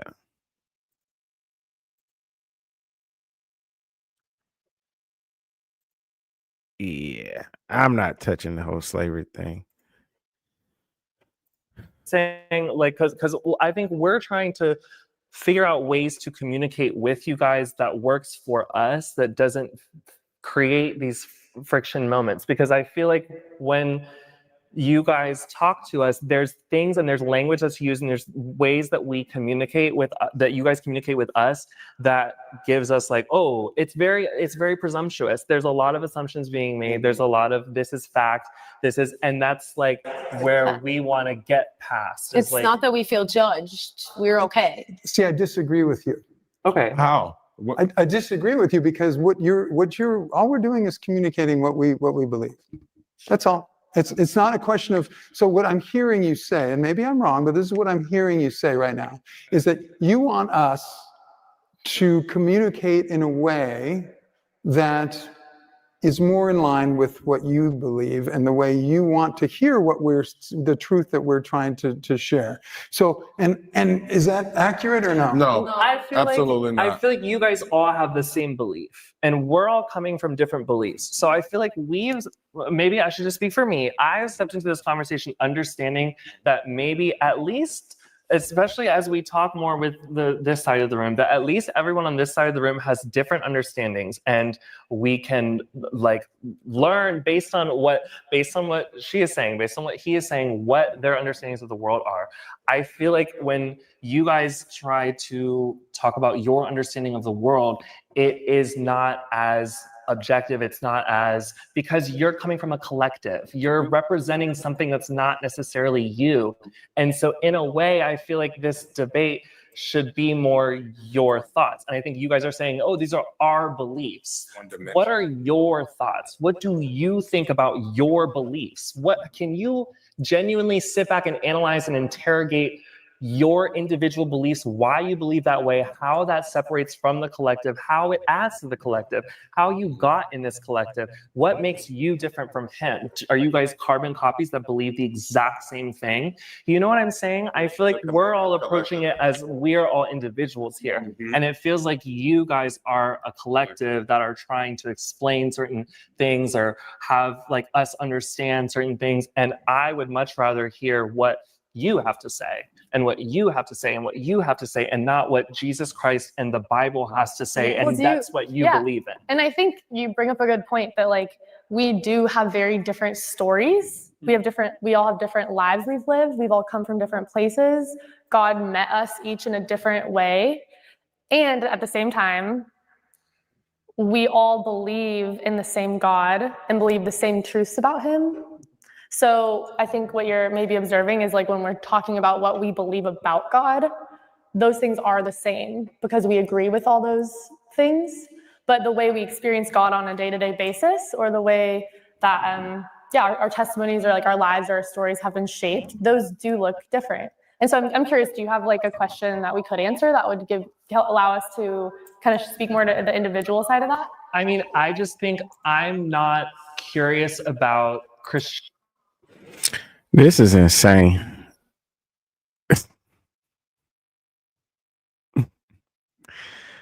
I want to point out something real quick. Where am I at now? 52, 54. Okay, it's almost done, but before it ends, I do want to point out this one thing.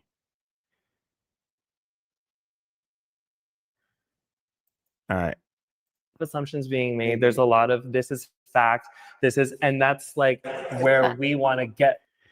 I do want to say he's just lying, and that's another thing. Being careful who you talk to and who you debate with. People just be lying. Like there's a lot of assumptions being made. Nobody's made assumptions about anybody. Y'all are discussing ideas surrounding religion and prayer and these things. Nobody's assuming anything about y'all. It's like I don't get the lie, like to talk to people and then to just lie on them like that. But I think most people don't pay attention to conversation, and so those those comments will go past the average person. But I would have stopped it. Like, don't lie, because we haven't done it. We've been totally polite and nice, and all y'all have been is offended this whole time. Past. It's like, not that we feel judged. We're okay. See, I disagree with you. Okay. How? I disagree with you because all we're doing is communicating what we believe. That's all. It's not a question of, so what I'm hearing you say, and maybe I'm wrong, but this is what I'm hearing you say right now, is that you want us to communicate in a way that is more in line with what you believe and the way you want to hear the truth that we're trying to share. So listen to what he said. Listen to what he said. In a way that is more in line with what you. Okay. How? I disagree with you because all we're doing is communicating what we believe.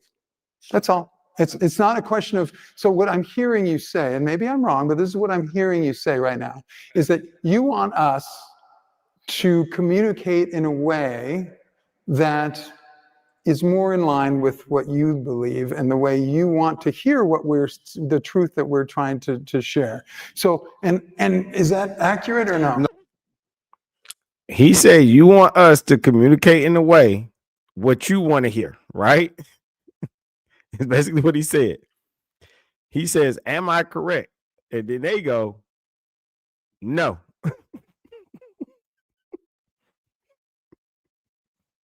They go, no, you're incorrect, right?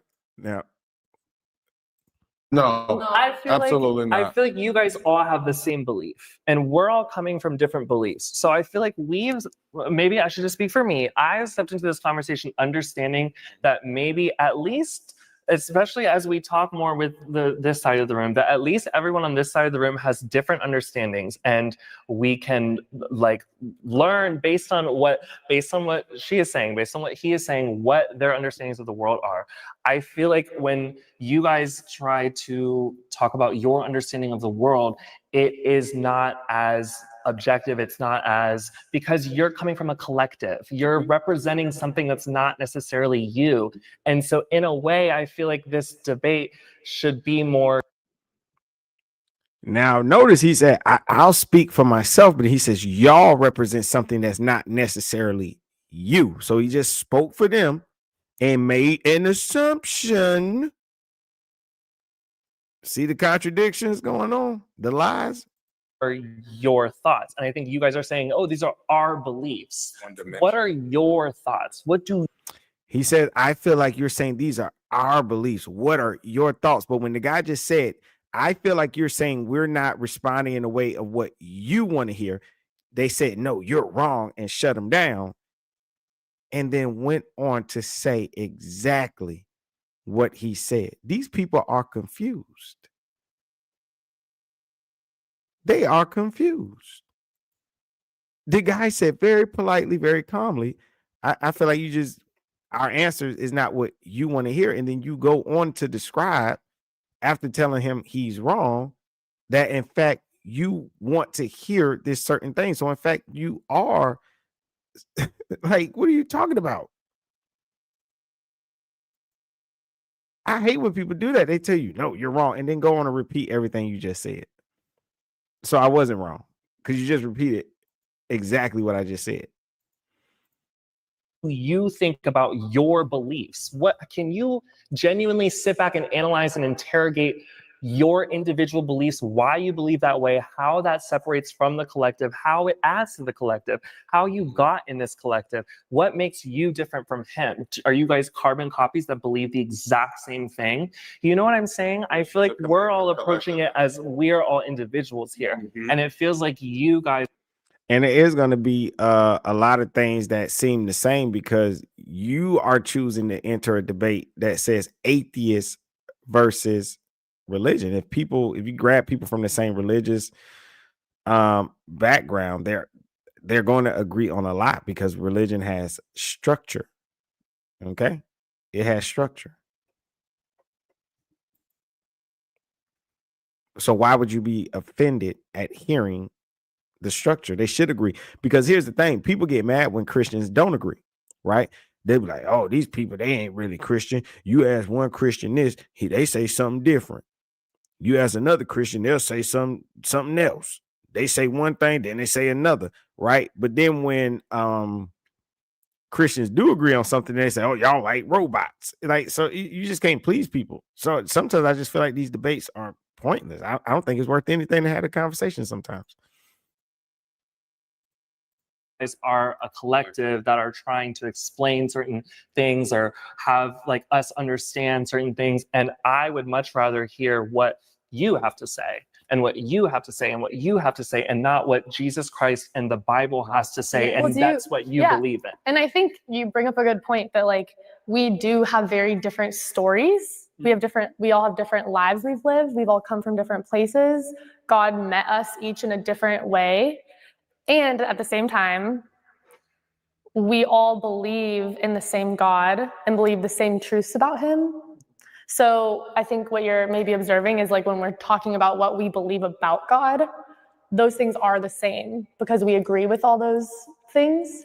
But the way we experience God on a day-to-day basis, or the way that our testimonies or like our lives or our stories have been shaped, those do look different. And so I'm curious, do you have like a question that we could answer that would allow us to?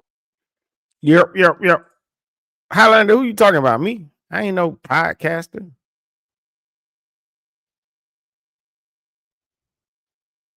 You talking about me? I don't have no podcast.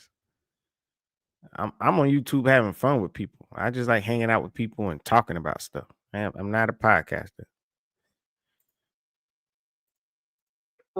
Kind of speak more to the individual side of that? I mean, I just think I'm not curious about Christianity. Mm-hmm. I'm not curious to know how it works. I'm not curious to know even necessarily what it does to, well, I am a little curious to know what it does to you, because it's not an experience that I hold. But I almost caught him in another damn lie. I'm not curious. You're not curious, but you had to debate Christians versus atheists. Like, come on. I don't need like the rules and like beliefs of Christianity like recited to me. I would rather hear what you think about Christianity and what your analysis is and why you are in this thing that is not your beliefs, that are other people's beliefs that are you are now believing, that are being put on you. It's socialization. You've been socialized to be a certain way, and we are maybe outside of that specific realm of. Right, Prince. And shout out. Oh, also, man, shout out Prince of Petty. Go over to that channel and subscribe, man. He does a lot of content, especially if you're into true crime, and he brings awareness to a lot of crimes, especially against children, because we all know that children are the least protected in actually all communities. So he brings awareness to those crimes against children, man. Great content, please. Make sure you go over there and check that out, Prince of Petty, and check out the content of socialization, and it feels like you guys are just explaining your socialization. We also can see your socialization. We all live next to it every day. And so I don't need to hear like how you were socialized and how you now believe. I'd rather you interrogate your socialization, because I feel like that's what I do every day. And that's what we're doing right now. That's what we're doing. So that's what we want. Because we were not it's not that we feel judged, it's that we want to be doing the same thing. Interrogate how I like view spirituality and religion. I'm convinced those two were drinking before they entered into this debate. Hey, Craig, you definitely felt judged. You made it known that you felt judged, that you were offended, and you were defensive this whole time. And I don't even know why a person would have to lie about it. We're all adults. And let me tell you something. The reason people lie is because of fear. And that's why the most offensive thing somebody can say to me is you lied to me, because you're essentially saying that I'm afraid of you. Lying comes from fear. And those people fear the truth, and so they lie. You say, "Oh, or you fear being looked at as if you're insecure, right? Or you're unsure of yourself." And so she was, "Well, hey, I didn't mean to offend you." Well, ma'am, in this debate and in this show, that lady right there, the white lady, that's on the side of the Christians, she apologized to you because you did make it like you were offended. And so to keep we weren't offended. We didn't feel judged. Yes, you did.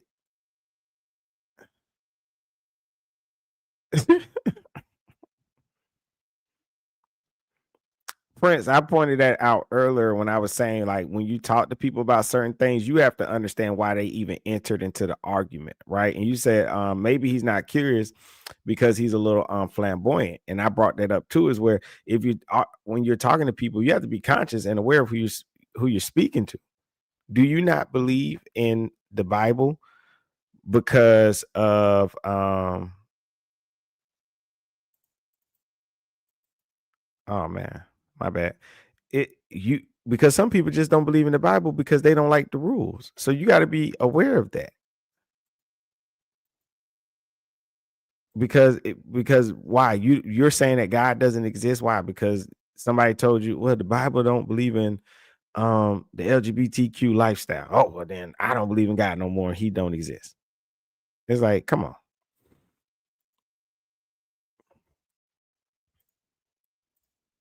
From a more open perspective, because I don't have one perspective that was ever placed on me when I was young. And that's lucky, honestly.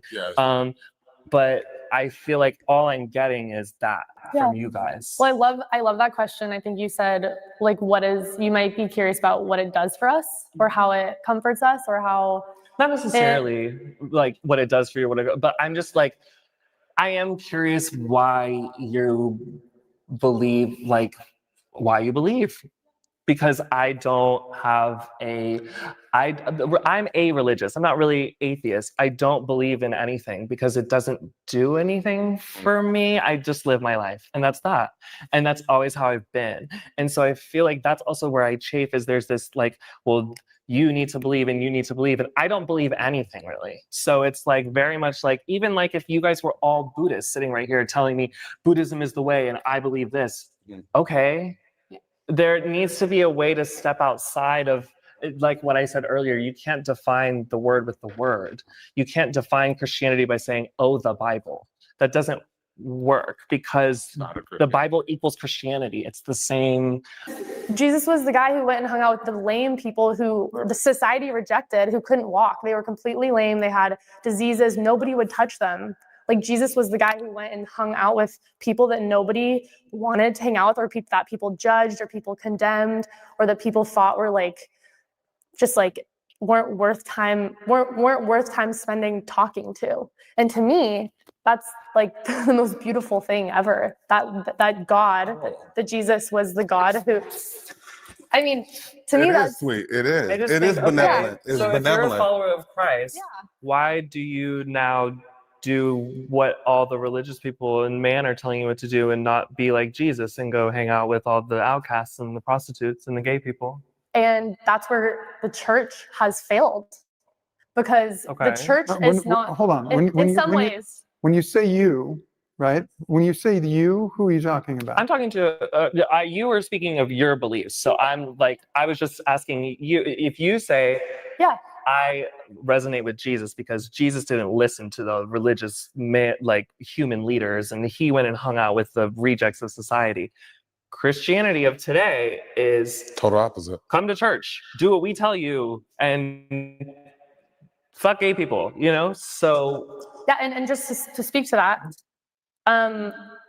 this is where the church is full of imperfect people. And in the same way that the hospital has sick people. Yeah, the hospital has sick people. The church has sick people. Y'all seen that? I got a hole in my damn lip. I tried to drink my damn coffee and it went right through my jaw, I think, or something.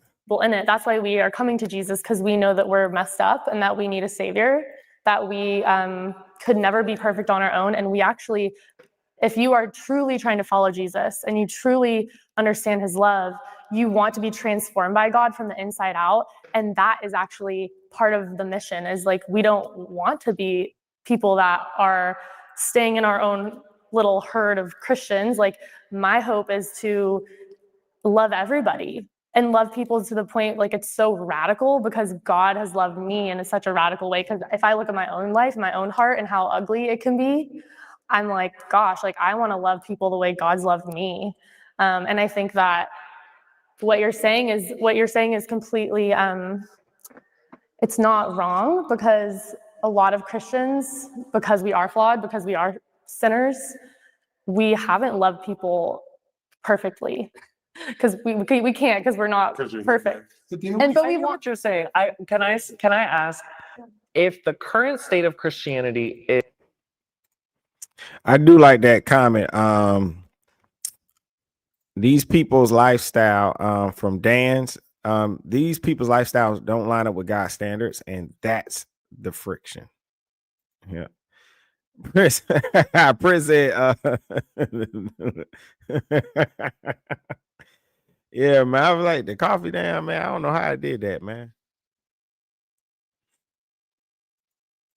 Is largely viewed as, let's just say, homophobic. For example, why would you choose to align yourself with that and call yourself a Christian and ride for that and preach that, knowing that you have like sentiments of Jesus from the old? What's stopping you from forming a new religion that actually follows the teachings of Jesus and actually practices what Christianity truly should be, let's say the denotation, and moving yourself away from the connotation? Because I feel like a lot of what's lost is, if like, and I'm not saying, oh, all of you. That's for crazy. Shout out to Kevin, and he pointed out the lies that this guy is telling. And Christian don't say F gay people, they say F sin. Recognize, are humiliated by it and are sorry for it. Yeah, I don't know why he was saying that. I grew up going to church my whole life. I never heard nothing what he's saying. That's just his own little personal experience. And see how he's throwing it off on the white lady and saying, because of what I personally experienced, now you go out there, create your own religion and fix and make me feel better. You're Christian, you're homophobic. Obviously, that's not, I know this, but you have aligned yourself with a entity that is largely viewed in a certain way. That's like what I'm saying, basically. And so why would you want to continue to do so? What does that bring you? And if your beliefs don't align with that, how do you shift that? How do you negotiate that? Can I answer that? So, just like everything in this world, it's corrupted. So everything, you, me, we're all corrupted, right? You're saying aligning yourself as if I just said, well, you're aligning yourself with tank top people, right? And every tank top person is like this, or the majority of tank top people are like this. All right, that's a ridiculous thing to say, right? Because look, But there's an understanding.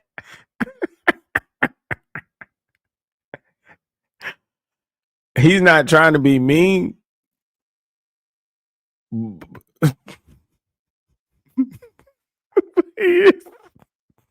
Because it is a stereotype that they always got on tank tops.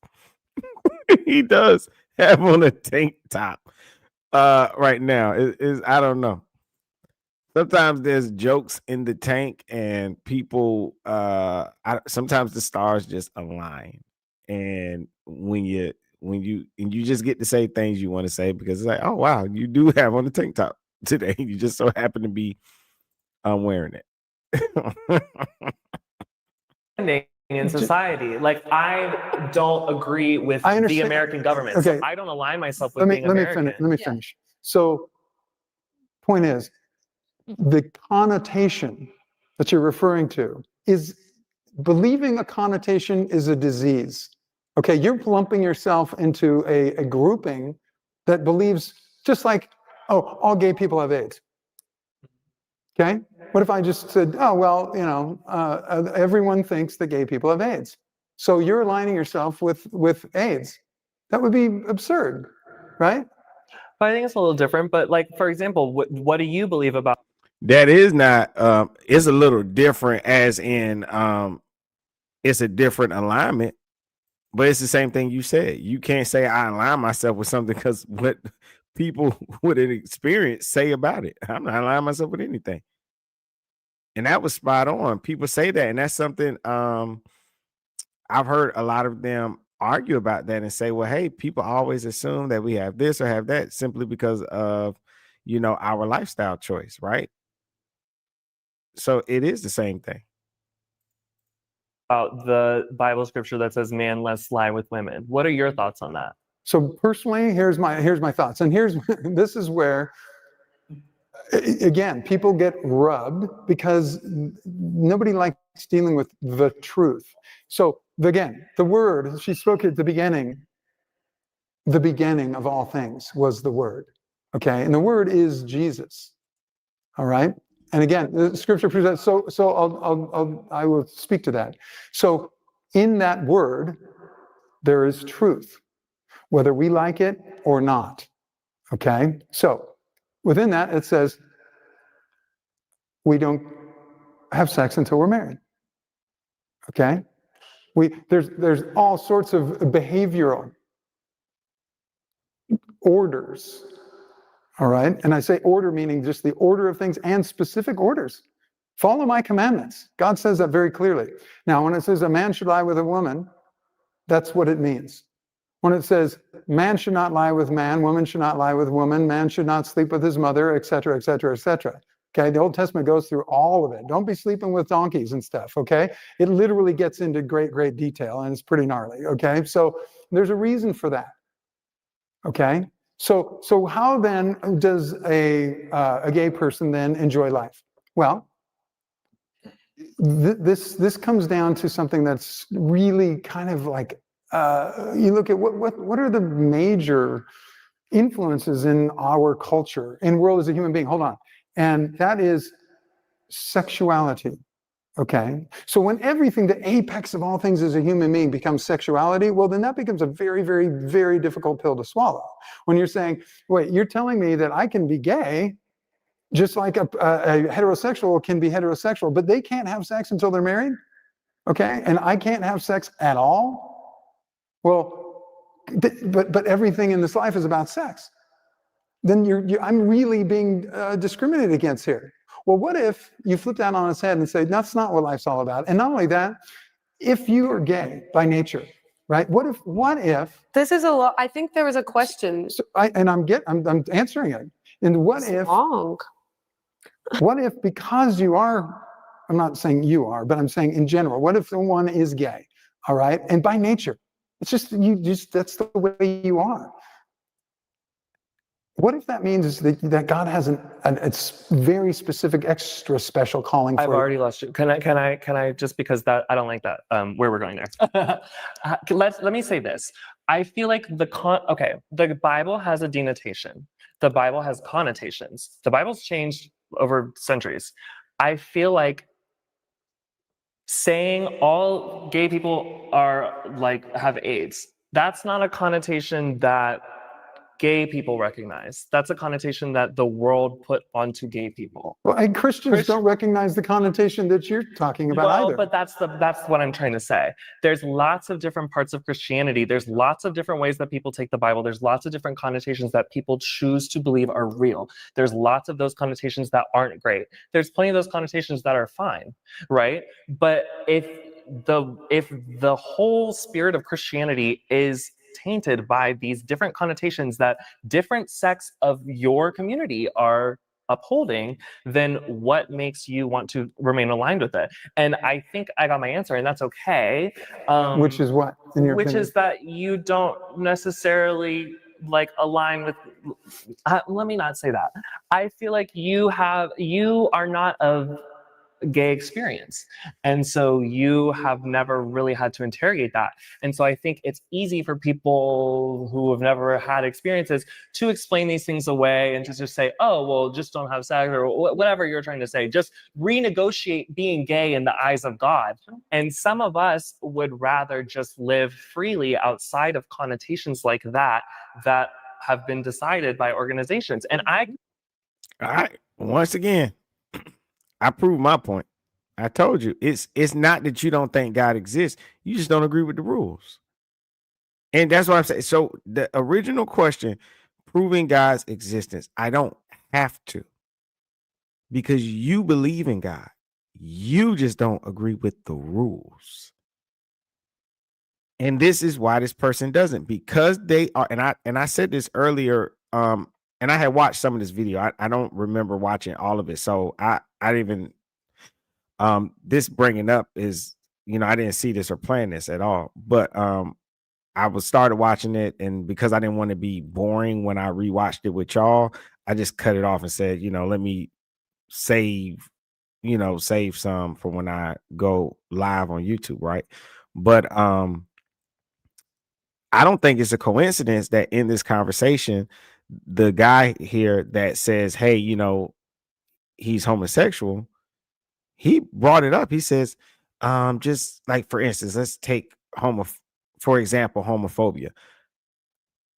What are the odds that a person that is, I guess what do they say, gay or homosexual, right?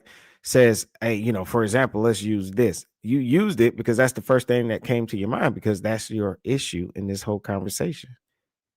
So don't ask me to prove God's existence when that's really not your argument. You have a problem with the rules. And so you're saying I don't believe in it, means, because belief can be two things. You can believe in something as an existence in your mind, but when you truly believe in something, I feel like it shows up in your actions, right? If I believe something is truly wrong, I won't engage in the behavior. If I believe that something is right, you will see me invest into it. You will see me support it because I believe in it. So when someone like him says, well, I don't believe in God, what I recognize is that they do not believe that it is right, and so that they will not invest any more of their time or practices into it. And that's okay. That's fine. Everybody has the right to live their life the way that they want to.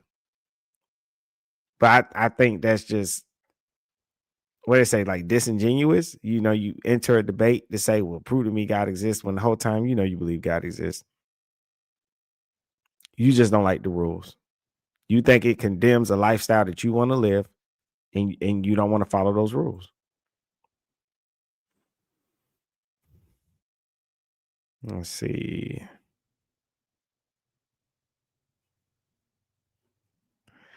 Doctor says, homosexuality is not a choice. You bigoted Nazi. What if I said being black was sinful? If you said that, I wouldn't care.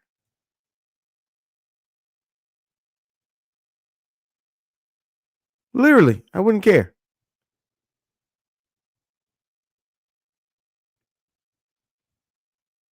And if there was a religion that said that, I wouldn't follow that religion.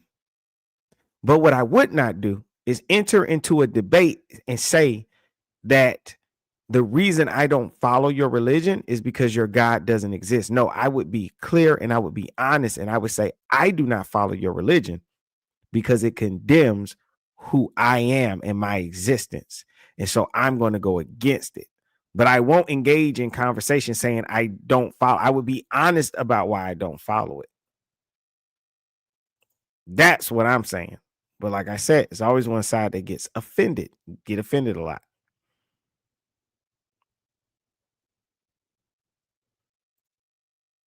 I don't know why you over typed it in the chat.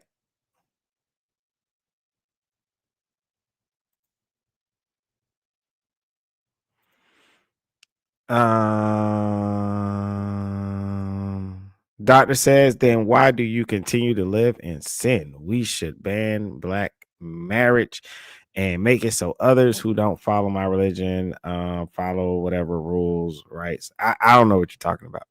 I don't know what your religion is. I don't follow it.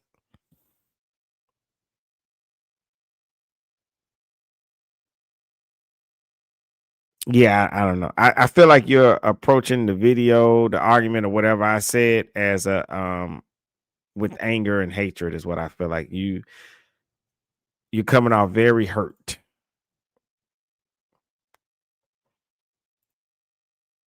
Cause I didn't even you know what? I'm not gonna even give you no more attention. I know what the hell I said.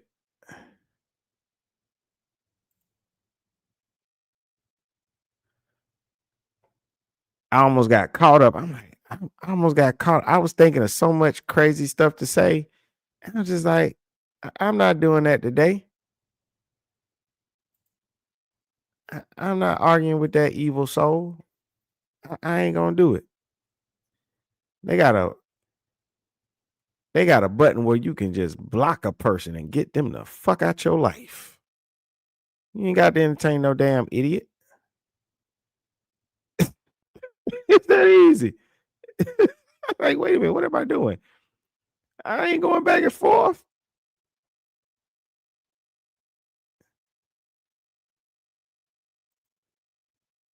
Shout out President Petty said, don't do it risky, bro. They gang banging on bacon. It's too early. I know that's what I'm saying. I'm like, somebody will put some words in your mouth and be like, oh, I didn't even say nothing bad about homosexuality. I'm on the debate. In the debate is that religion, it's Christian belief versus homosexuality. And the gay guy brought up homosexuality. And I'm saying he's being dishonest when he says, I don't believe in your religion and I want you to offer me proof that God exists, when in fact you do believe God exists. You just don't want to follow the rules. And so you're like, hey, I'm not going to follow religion. And I think that's your right. You have every right to do that if you want to. But don't lie and say why you're doing something. Just be honest and say why you're doing something. Solid says he must be gay. LOL. All right. Ion says, how sad you can't defend BS. Oh man. That's crazy. DOA says, I always say this, do what you want to do. I want to, but put up with the consequences. Don't try to make other people go your way. No, and I agree with that. So, cool.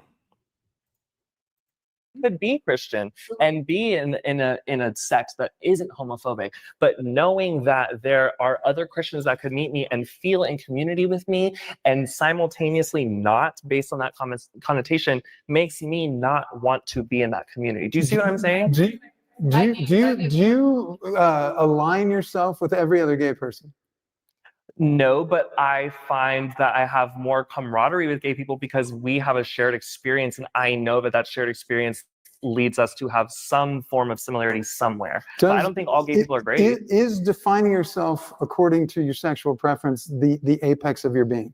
No, but I feel like a lot of the time that's what I am reduced to by others. So it's a lot of the time what I aim to mitigate in my image immediately. What does that matter, though, to you? It doesn't. I dress like this every day, and I will every day, and That's I walk fine. down the street every day because I'm happy like this, and I'm okay with whatever you feel because I feel happy like this. But I'm just like, fine. I'm asking, like, if you have long hair and you were in a religious group that said we don't like people with long hair, they're all going to hell.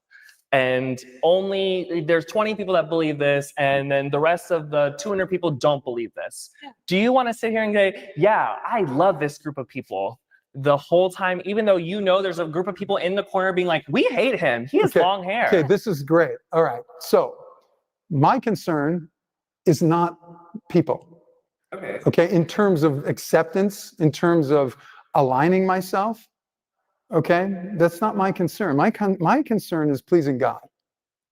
Okay, I answer to Jesus and Jesus alone.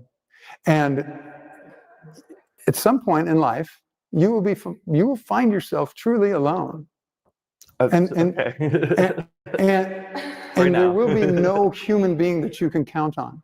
And it might happen Do you just mean multiple that in times life, or because of sexuality, or because of like who someone is? Like when you say you find yourself alone, what do you mean? It doesn't matter what your whatever, your color, your orientation, your religion, it doesn't matter. We all as human beings will find yourself in a position of total darkness. You'll find yourself alone. And there's only one thing in this all of being that you can count on to love you and be by your side. And I say that in a factual way because that's what I believe. Yeah. I don't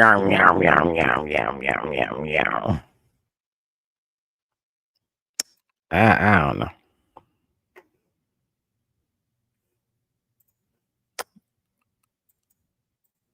I'm just let people believe what they want to. Boom, boom, boom, boom, boom, boom, boom. Remove that and go.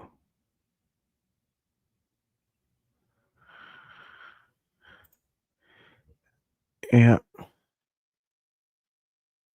So that concludes that conversation. I think it was pointless, and I think it went nowhere. Is what I think, and I think it's pointless. I enjoy. Look, I'm a little bit toxic or whatever, and and I consider myself to be open-minded. So I do like to listen to different conversations, but sometimes the way they go, I just don't think people are fully honest, and so that's why I think the conversation was pointless. I don't think people are fully honest, and when you enter these conversations, you stepping on so many eggshells. It's like trying to fight with your hands tied behind your back. It's pointless and no reason. Ultimately, I feel like Christians and atheists should not debate. And I say that because that's how that video was titled. So I want to appreciate everybody who came through and watched the video with me. I know somebody made a comment earlier about something like, these podcasts. It's like, this ain't even no podcasting setup.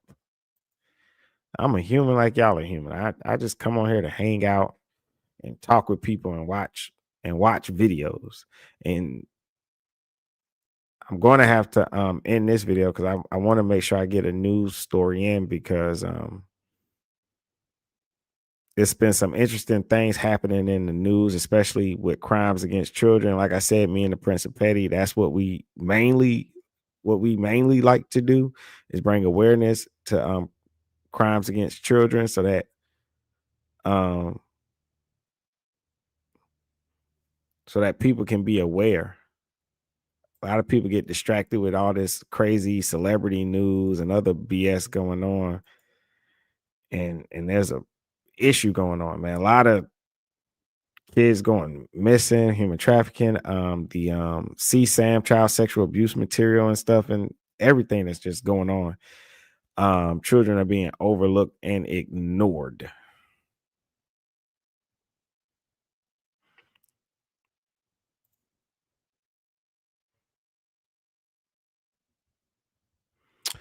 Oh, okay. Prince, I'm probably gonna pre-record it. So yeah. Nah, don't change your time. Don't change your time, though.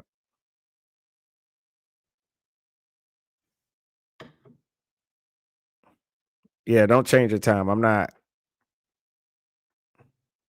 Don't worry about that. I'm not. I'm not gonna. I'm not gonna go live again. With it. I don't think I go live again at all. I'm gonna do some editing, and that's about it. So you don't have to worry about that. You don't have to change nothing. And you said like what one? That'd be perfect. Yeah, that'd be perfect. I'll definitely be over there on your channel. So that's the thing, y'all. Go check out the Prince of Petty channel. Just a reminder, go over there and subscribe to his channel. Check out his videos. Also, they got a nice option now where you can hype your favorite content creator or other people and smaller channels. You can hype their videos so it brings more views and stuff, man. So go over there and show the channel support. Trust me, you'll love it. He's funny. He's funny and real, super real. I cannot tell you the things that he says. You just have to see it for yourself, and I won't ruin it for you. I won't.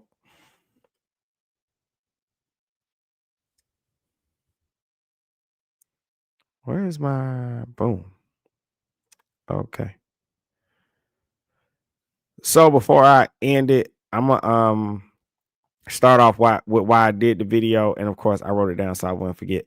When I was watching this Christians versus atheist debate, what really bothered me is how careful, or what I noticed. I said what bothered me, but what I noticed was how careful you've got to be when stepping into these type of conversations. As a Christian, the moment you open that space, you're agreeing to tolerate somebody else's ideas and beliefs, and that's fine, but you can't let that tolerance slide into compromise. You don't want to find yourself nodding along or accepting things that deep down in your heart you know aren't true. Because once you do that, you're not just debating, you're giving justification to a lifestyle or worldview you don't believe is correct. And that's the danger. Debates can be healthy, but if you're not grounded, they can pull you into places that make you question or dilute your own faith. And I saw a lot of that in this debate with the making the young Christian lady, she feeling like she had to apologize. And they were mentally mind fucking them, to be honest with you. I'm just being blunt and being real. They were mentally mind fucking them. They were crying and being offended, being very defensive, constantly trying to make them change their language, tell them how to speak and how to talk. And then later on, when they say, well, look, we didn't mean to make you feel like you were being judged. And you know what they would respond and say? Oh, we don't feel like we're judged. Really? So you let me do all this apologizing and trying to change my language to fit you so you can understand me and hear me, and then you just turn around and go, oh, I didn't feel judged. It's just they played a lot of games, and that's what I'm saying. You got to be careful. And the minute you start apologizing, especially as a Christian, when it comes to certain things as God's law, the minute you start apologizing for things that God said in his law, as a Christian, you just fell into the trap. You just fell into the trap.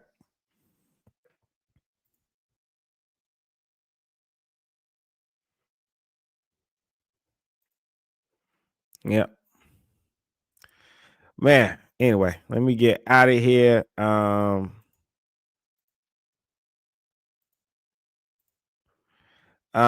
you correct, Dan. All have sinned and fallen short of the glory of God, which is correct, which is what I would have responded and said, I'm not judging you. We've all sinned or did something wrong. I mean, like, ain't no way I'm judging you. But I am in no way going to apologize to you the way I speak, because you came here and you signed up to hear our point of view or where we're coming from and what we believe in. So I'm not going to apologize to you for that. I'm not going to apologize for believing in God just because you don't want to. And I feel like they allow those people to trick them into being apologetic for their own beliefs. It was ridiculous. They were ridiculously nice, and I think they were being extra nice because of the gay guy that was on their side. I'm just being honest. People might disagree with me, but I think they were being overly nice because in today's world, you got to be careful to not offend people. People gonna judge you, call you evil just for saying how you feel or saying something that you feel to be true. Even though a person could like sign up for a debate, they sign up to be confrontational, and then you say something, and all of a sudden you're the bad guy, and so that's a whole nother story. I don't even want to go down that.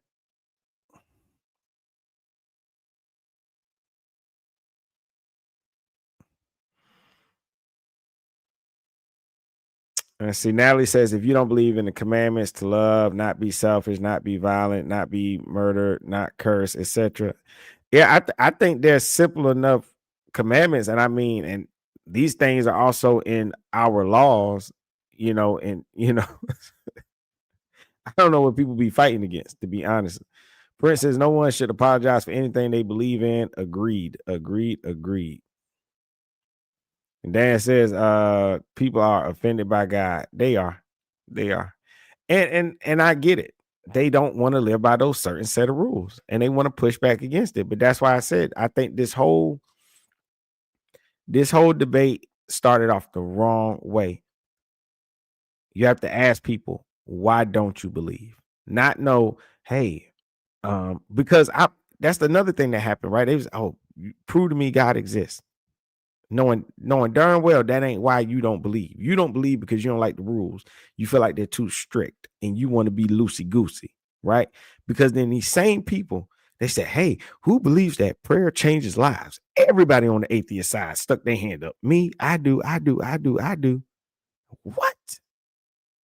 Then the lady that was in the middle, the older white lady that was in the middle, pretends as if you're crazy or something's wrong with you because you believe in God, then turns around and says she's spiritual and she prays to her ancestors. And I've seen my grandma. So you're seeing dead people, but I can't believe in God? Like, come on, man. Like, that's what we saying. It's just weird. And you have to recognize a dishonest conversation when you're in it. It was just a dishonest conversation. And what do people say now all the time? It was a lot of gaslighting going on, man. It was just insane. I was like, I cannot believe what I'm hearing. And I know my personality and who I am. At some point, I would have got up out my chair and just walked off. I'm like, yo, these people not being serious. They're playing games because I pay attention to conversation. And I'm matching like how you answered this question. But now we're asking another question and you're contradicting yourself. It's just weird.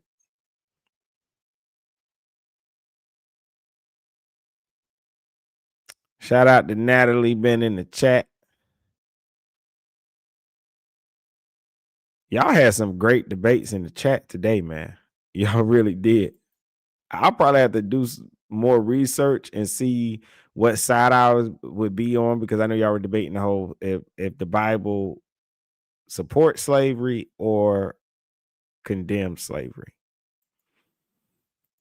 But I think here's the thing, though. I think there's different types of. I think the slavery of the Bible would be definitely very different from slavery that we witnessed in America.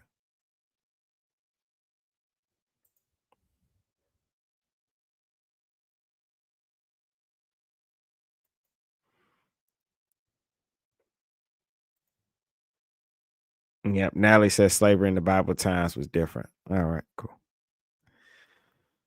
Man, look,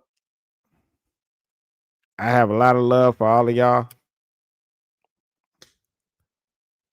And I think it's too late to say breakfast and too early to say lunch. So I guess now I'm going to have me some brunch. And I'm going to fry me up an egg. And over on the Prince of Petty, come over there and catch the premiere, which is, if I'm correct, Prince, will that be in the next 30 minutes? Correct?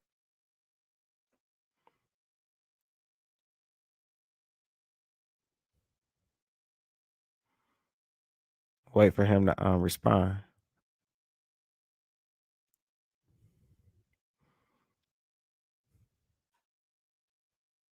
Cause that'll give me enough time to make my food and then throw some clothes in the dryer.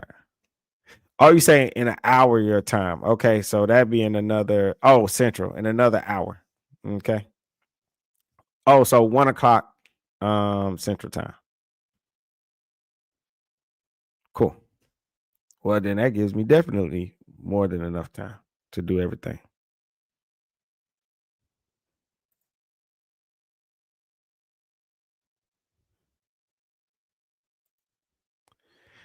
Let's see. Craig says it was very different in the Bible. It was a bond servant. They didn't have bankruptcy. If you couldn't pay your debt, you either went to prison or you sold yourself into bondage until debt was paid. I don't want to get too much into that now, but I think that'd be interesting to go live one day and talk about that, because I would want to get the proof and stuff, because people would not believe me. Because I was on Clubhouse and I was just talking about how like slavery was different and how even in America, slavery, what it was not even what it was supposed to. They had laws on the books to protect slaves, and you even had cases, even though it would be rare, right? And people, you can make an argument that it wasn't enforced very well, but you had people who had their slaves taken away from them for being abusive. Yeah.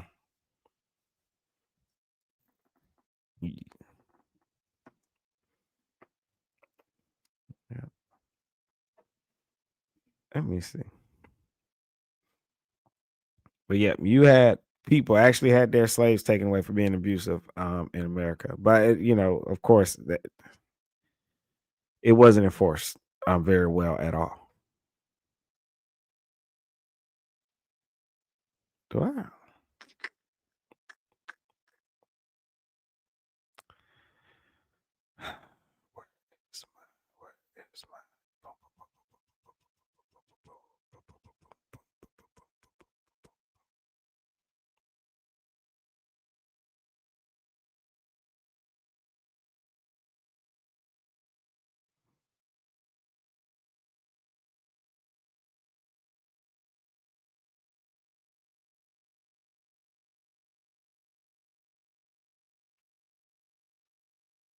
Where is my...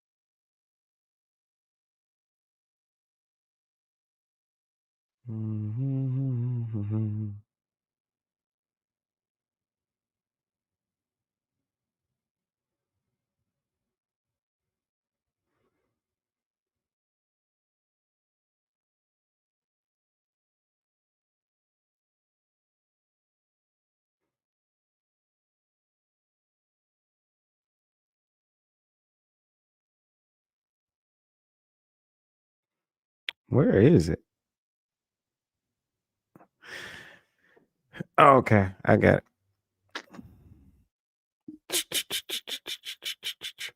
Oh, I was looking because I know Natalie said something about sending research. I didn't put my email up. I was like, which one am I using now?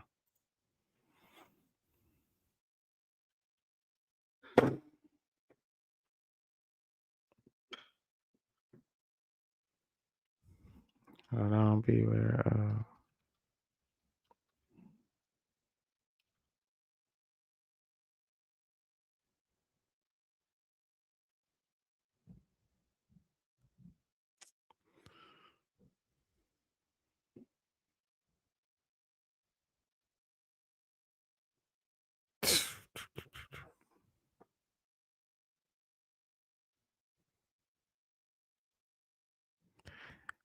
I don't even think I had that one.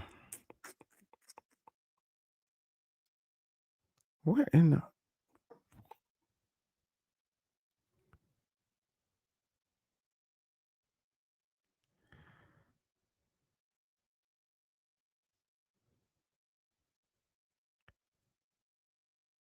Damn it.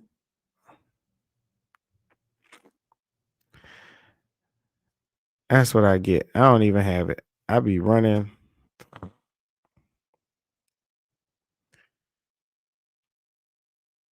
Anywho, I'm gonna be setting up a separate email for people. So I'll probably have that up in the next 20 minutes or so for people if you want to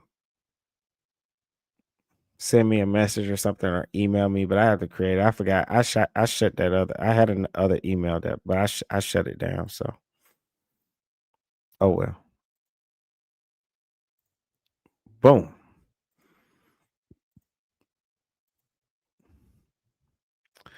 All righty, y'all. I appreciate y'all. Check back in the next 15, 20 minutes. I'll have an email for anybody who wants to email me any research or videos or anything like that. I'll have that available. The other one I had to shut it down. So anywho, I just posted the comment, Prince of Petty. Y'all come holler at me at 1 and hear this disturbing story about this little one who lost her life far, far, far too early. I play news reports first, by the way. Definitely check that out.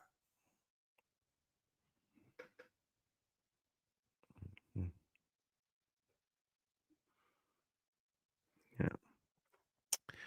All right. Appreciate you all. Be blessed.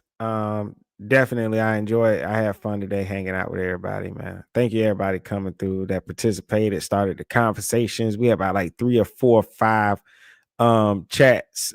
I mean, 3, 4, 5 debates just in the chat alone. It was amazing, man. So I appreciate y'all. Once again, this is Risky Behavior ENT.